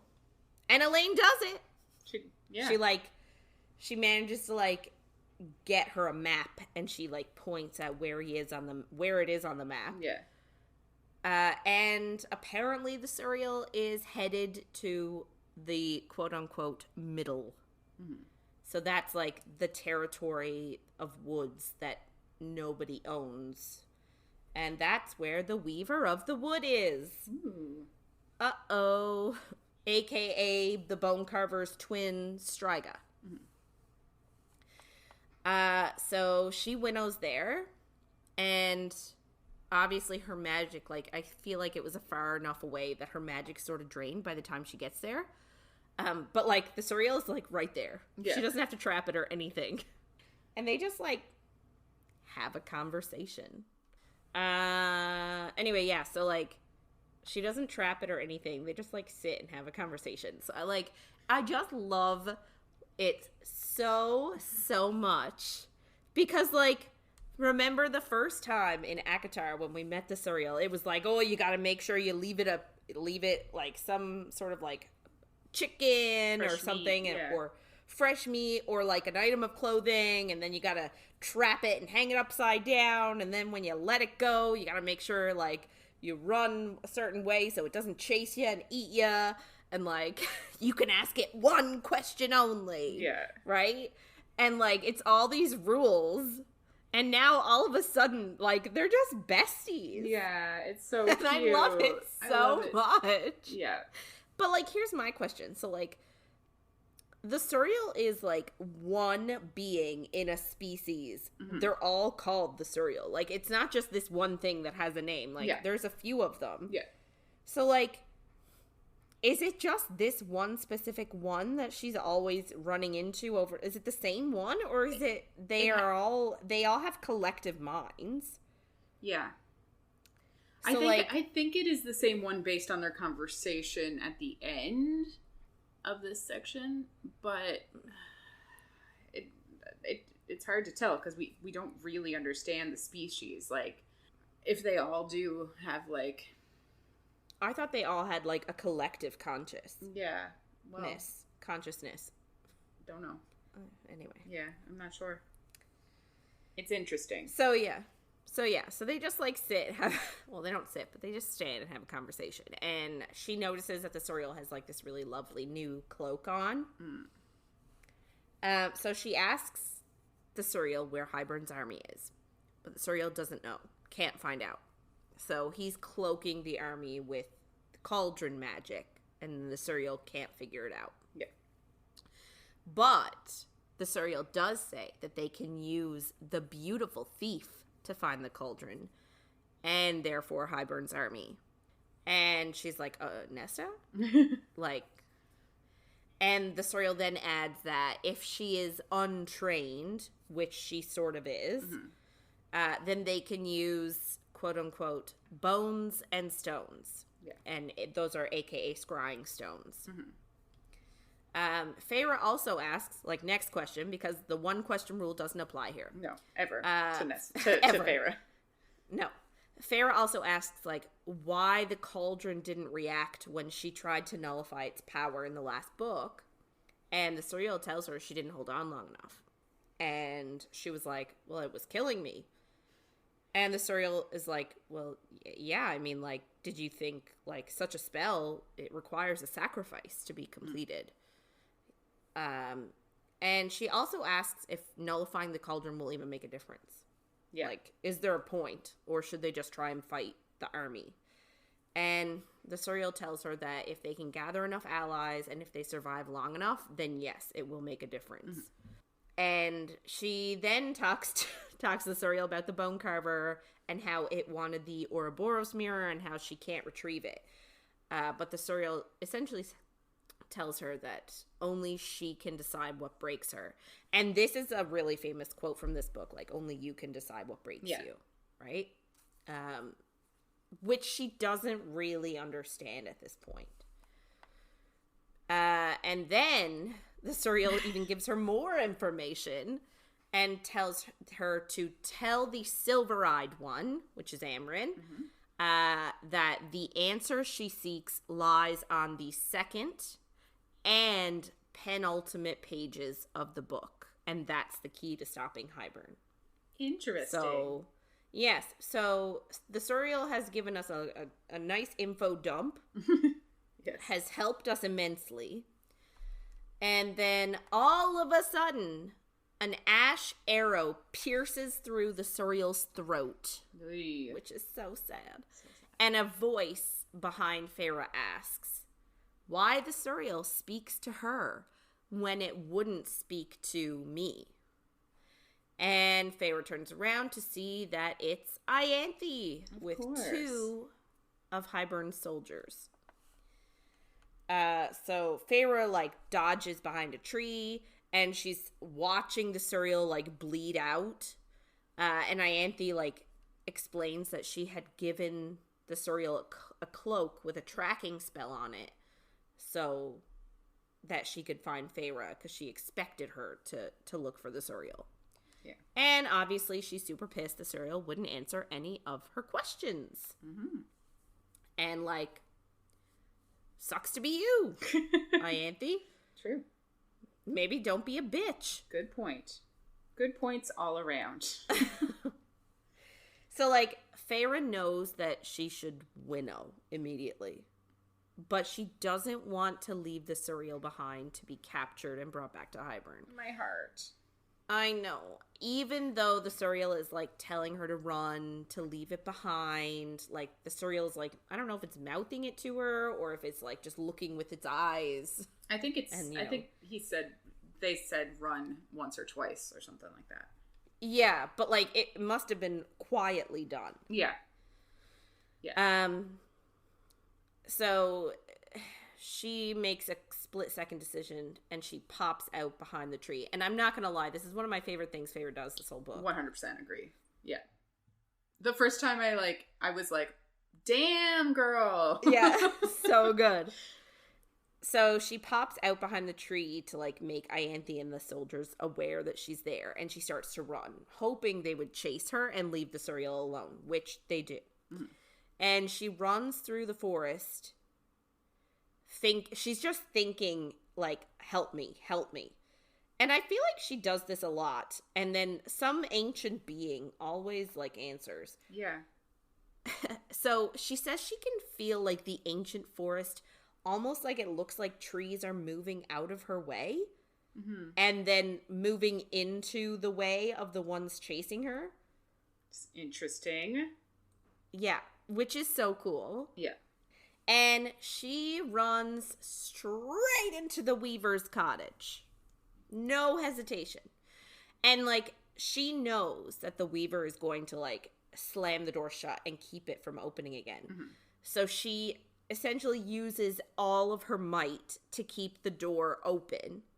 And the Weaver, knows her and smells her. And, smells her twin on her. So she's really curious, oh, you've spoken to my twin, aka the Bone Carver. Mm-hmm. So obviously Ianthe doesn't know who owns this cottage, and just thinks that it's either a hunting cottage or just some rando living in the woods. Yeah. So she follows her straight in with the guards, and the Weaver asks Feyre, who have you brought me, little wolf? To which Feyre replies, dinner. And then she literally uses the last of her strength to, slip through the door, and she lets it go, effectively locking Ianthe and the 2 guards inside. Which is amazing. I love it. And she says that as she heads back to the Suriel, she can hear the screams for, half a mile, which is glorious. Yeah. And I love it, and it's such a fitting end for Ianthe. Agreed. Big fan. Yeah. Big fan. Genius. Mm-hmm. So she goes back to the Suriel to heal it. She's going to give it her blood. Yeah. But it tells her not to waste it and that it's too late. And it admits that it knew the tracking spell was on its cloak, but came to Feyre anyway because she was kind to it. Which is like, don't die. Right? Why does the Suriel have to die? This seems unnecessary. Yeah. It also tells her that, like, she still needs to stay with the High Lord, which is the first thing it said, stay with the High Lord. She thought at the time that it meant Tamlin. Really, it meant Rhys the whole time. Which, it dies. Sorry. Sorry. Does, no, go. Does anything... Is it, like, the end of this book, you think? That they're like, stay with the High Lord. Do you think it's because of the end of this book? Or is something going to happen later that's going to be, like, even more? That's a good question. Is there more to this than we know? I mean, that very well could be, but I feel like it's not focusing on Rhys and Feyre as much in the other books. Yeah. So, like, I don't know if I don't know. Yeah. I don't know if it'll come out. Interesting. So, yeah, so it dies. All of a sudden, Hellion shows up to take Feyre back. I don't know how he knew. Yeah. She was there. I don't really get it. He's got lots of magic, I guess. So she puts Hellion's cloak. She's like, give me your cloak. Yeah. And, like, puts it over the Suriel. He's like, what the fuck is going on? Yeah. It's like that cloak was probably, like, thousands of whatever money they use. Yeah, who knows? And then he uses his sunlight to burn its body. Cloak included. Yeah. And so they go back to camp then. And when she gets back, she goes to Rhys and cries in his arms. And when she's done, she learns that Cass was obviously very much injured. He's unconscious, and there's a healer healing a really bad gash. When she shows up and everyone sees her, Mor is really pissed at her, obviously, for manipulating her into leaving and then her, like, leaving them. Yeah. And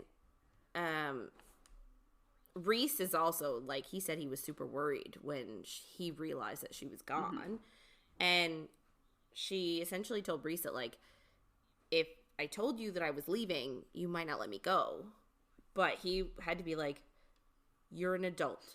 You make your own decisions. She's not even an adult, though. She's a teenager. She's 19. But this is essentially his whole choice coming out again. Yeah, for sure. He's like, I wouldn't have to let you do anything. But he says, maybe I would have insisted that I come along. Yeah, which is fair. She almost got killed. But at the same time, she could take care of herself. Yes. And, like, she was also like, you were occupied. Well, which he was. 100%. He was fighting a battle on the front lines, and he has a ton of power. He's needed. Yeah. I don't think it was necessary for her to go right at that second. I think she could have waited a bit. But maybe. Yeah. I get where they're both coming from. Yeah. Anyway. So she was like, you were occupied. And he was like, if I had known where you were going to go, I would have unoccupied myself. And I'm just like, that is so stupid. You can't. You were, like, you are the most powerful High Lord ever. Like, you can mist thousands of soldiers at once. Like, I don't think they would win without him. No. So Cass wakes up then. Like, they're all in his tent, like, having this argument. And he's healed as best as he can be for the time being. And Rhys is now furious at him because he threw himself into danger. Yeah. And he ignored an order from Rhys. Like, Rhys was telling him, like, no, don't go down there. And Cass went down there anyway. But Cass is like, it's no different from when Rhys throws himself in harm's way in order to protect them. Yeah. Not wrong. No, but Rhys is the High Lord. You're supposed to do whatever he says. This is not. Yeah, but this is not a democracy. We're not here to make friends. No, but at the same time, like, he is a hypocrite, but he's also the High Lord. So I don't know. But they're also friends, right? Yeah, I guess. So, like, fine. And, like, it is their job to, like, protect the High Lord and the High Lady. Yeah. So, anyway. Feyre leaves them. She's, like, doesn't want to get in with it. So she leaves. And Moore follows her and is, like, furious. Mm-hmm. Like, this is the first time she's been actively furious. Yeah. And she tells her, she was like, you, like, manipulated me and provoked me into leaving. Insisting that she would be safe at camp. Mm-hmm. So she was like, trust me, don't worry, I'm at camp, I'll be safe. Yeah. So Moore's like, you're right, you will be safe. There are wards here. And then, like, leaves. And then she just goes where it wasn't safe. Yeah.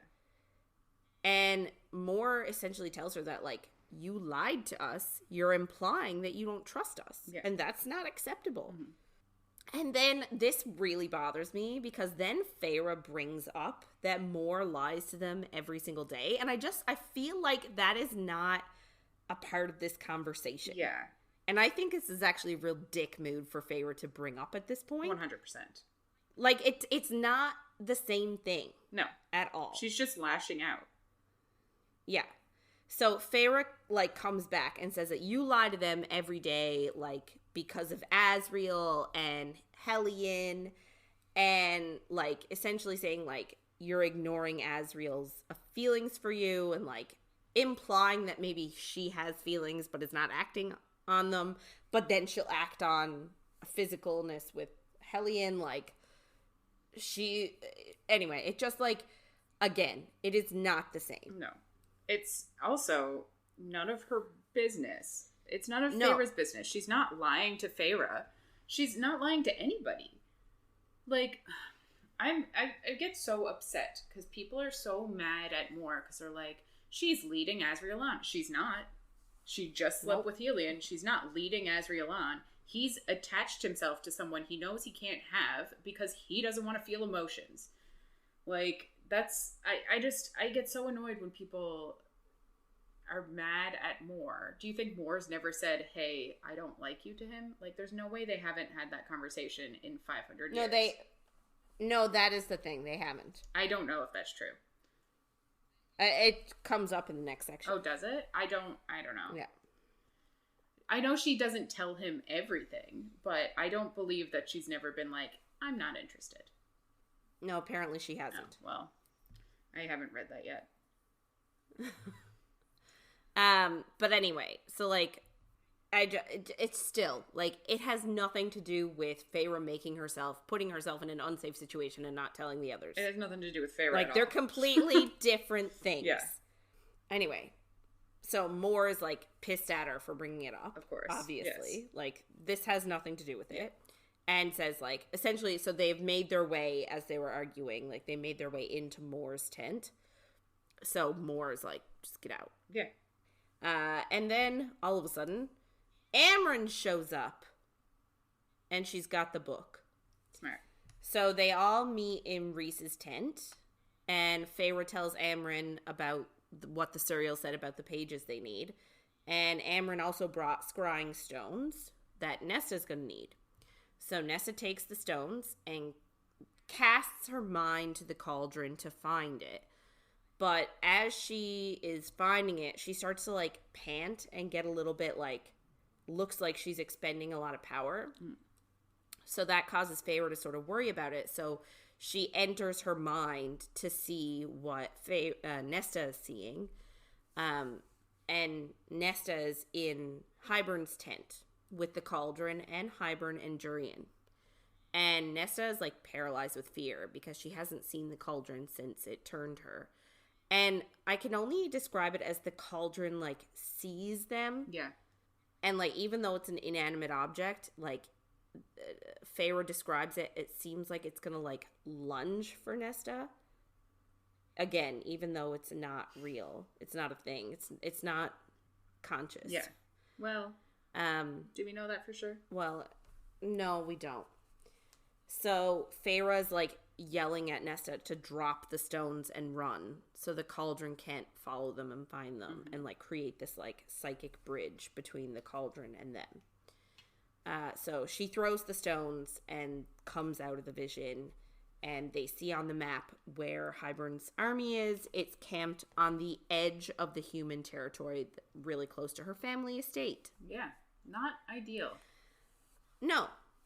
And they don't really know what to do because their position, I didn't really get it. Again, I feel like you need a map when you're like reading about this sort of thing so that you can figure it out.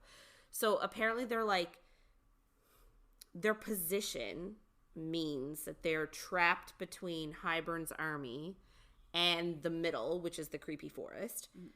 And they don't want to be caught between those things, but they also don't want to have to like winnow and travel to Hybern that way because it would expend too much energy. Yeah. And they also don't have near enough troops. Like, apparently they would need at least 40,000 more. Yeah.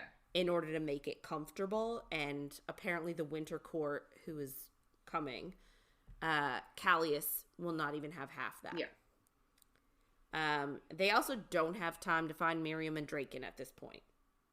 I mean, someone should have gone ages ago. Yeah. They tried, but they couldn't find them. Yeah. And then they gave up. They should have tried again. Yeah. Yeah, they should have tried again. So they all decide to like take a break and meet in the morning and make a decision. And all of a sudden, Varian comes in and sees Amren. And he goes right up to her and he kisses her. I love Doesn't it. even say a thing. I love it. I know, me too. And she like wraps her legs around him like a little koala. So good. And like he walks out and they're still making out. Yeah. Woo! So we all know what's happening. So good. And like everyone's just like standing around and watching this happen. And I love it so much. I love it so much. Yeah. I would be like, where are you going? Like, you want to watch? yeah, maybe a little. That's fair. So they leave making out. They're gone to bed.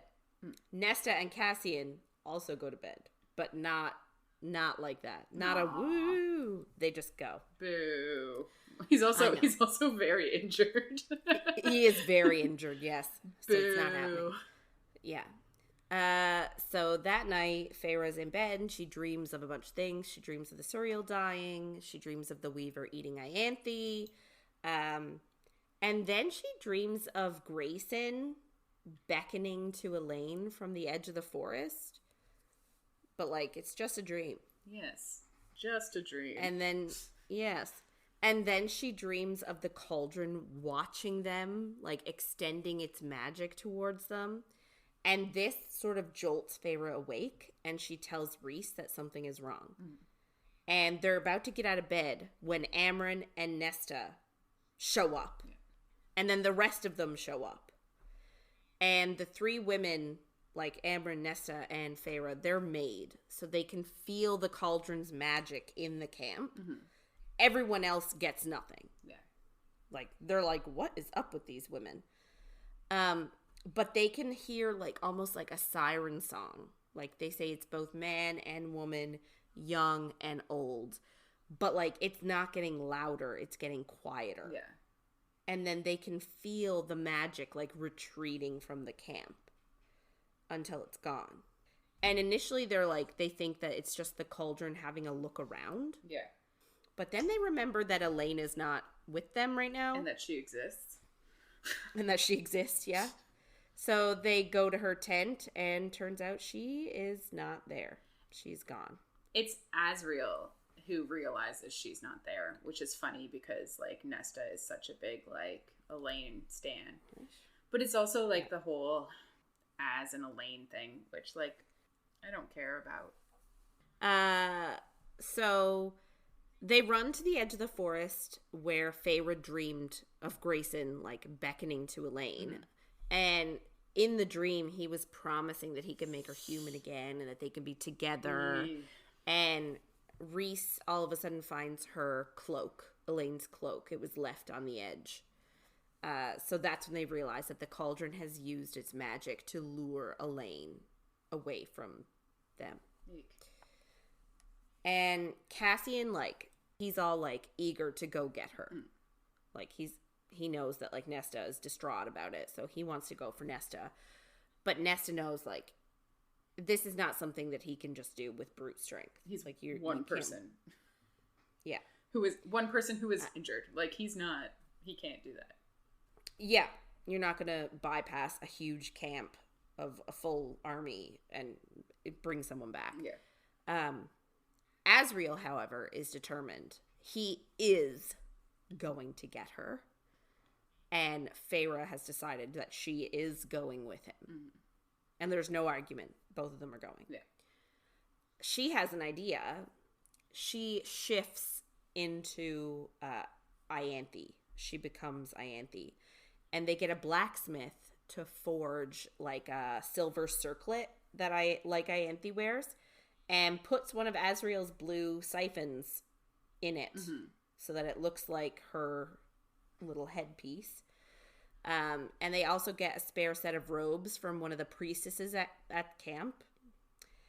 So she has become Ianthe. Mm-hmm. Rhys is like freaking out because it's just two of them going in. Of course, yeah. But Hybern will sense Rhys's power. Mm-hmm. Like we've already learned in the last book that he's got like a tracker, I guess. And I'm assuming it's still in place. Yeah, I would think so. So Rhys cannot go. There are also wards, obviously, around the entire camp. Otherwise, how else would it have remained hidden? Yeah. So she literally has to walk in past the wards, get Elain, and walk out past the wards. She's not going to be able to winnow inside. At all. It's like Hogwarts. Yes. Yeah. And Rhys formally orders Asriel to bring them both home. Like, it is an order. Yeah. And Mor comes into the tent. Like, I guess she's just hearing of the plan. And remember, her and Feyre just got into a huge fight. But she comes in and she is, like, terrified and shocked. But, like, before she can say anything, Asriel winnows them away. And Asriel literally turns into Feyre's shadow as she walks right into Hybern's camp. That's so cool. Like, I love that he just becomes her shadow. I love it. Yeah. And that's where we end off this week. Feyre heading into enemy territory to rescue her sister. Woo-woo. Yeah. So, yeah, things are all really building and culminating in our final battle. I'm really excited but sad for next week because it is going to be our last week. Yeah, it's the end of ACOWAR and like really the end of, it's not the end of my favorite series, but like it's the end of the main set of 3. Yes, it's the end of like the focus being on Feyre and Rhys, yeah. So I am sad but excited. And yeah, I can't believe June is almost over already. It's crazy. So that's going to wrap it up for this week. If you want to get in touch with us and share your thoughts on anything you heard in our episodes, or if you have any book suggestions, you can email us at coffeeandcoread@gmail.com. And be sure to check us out on Twitter, Facebook, and Instagram at coffeeandcoread. Next week, as Kristen said, we're doing the end. So it's going to be chapters 65 to 82. So make sure to follow along. And if you're enjoying our chats, don't forget to follow, rate, and review wherever you find our content. Thanks for listening, everybody, and we'll see you on the next page.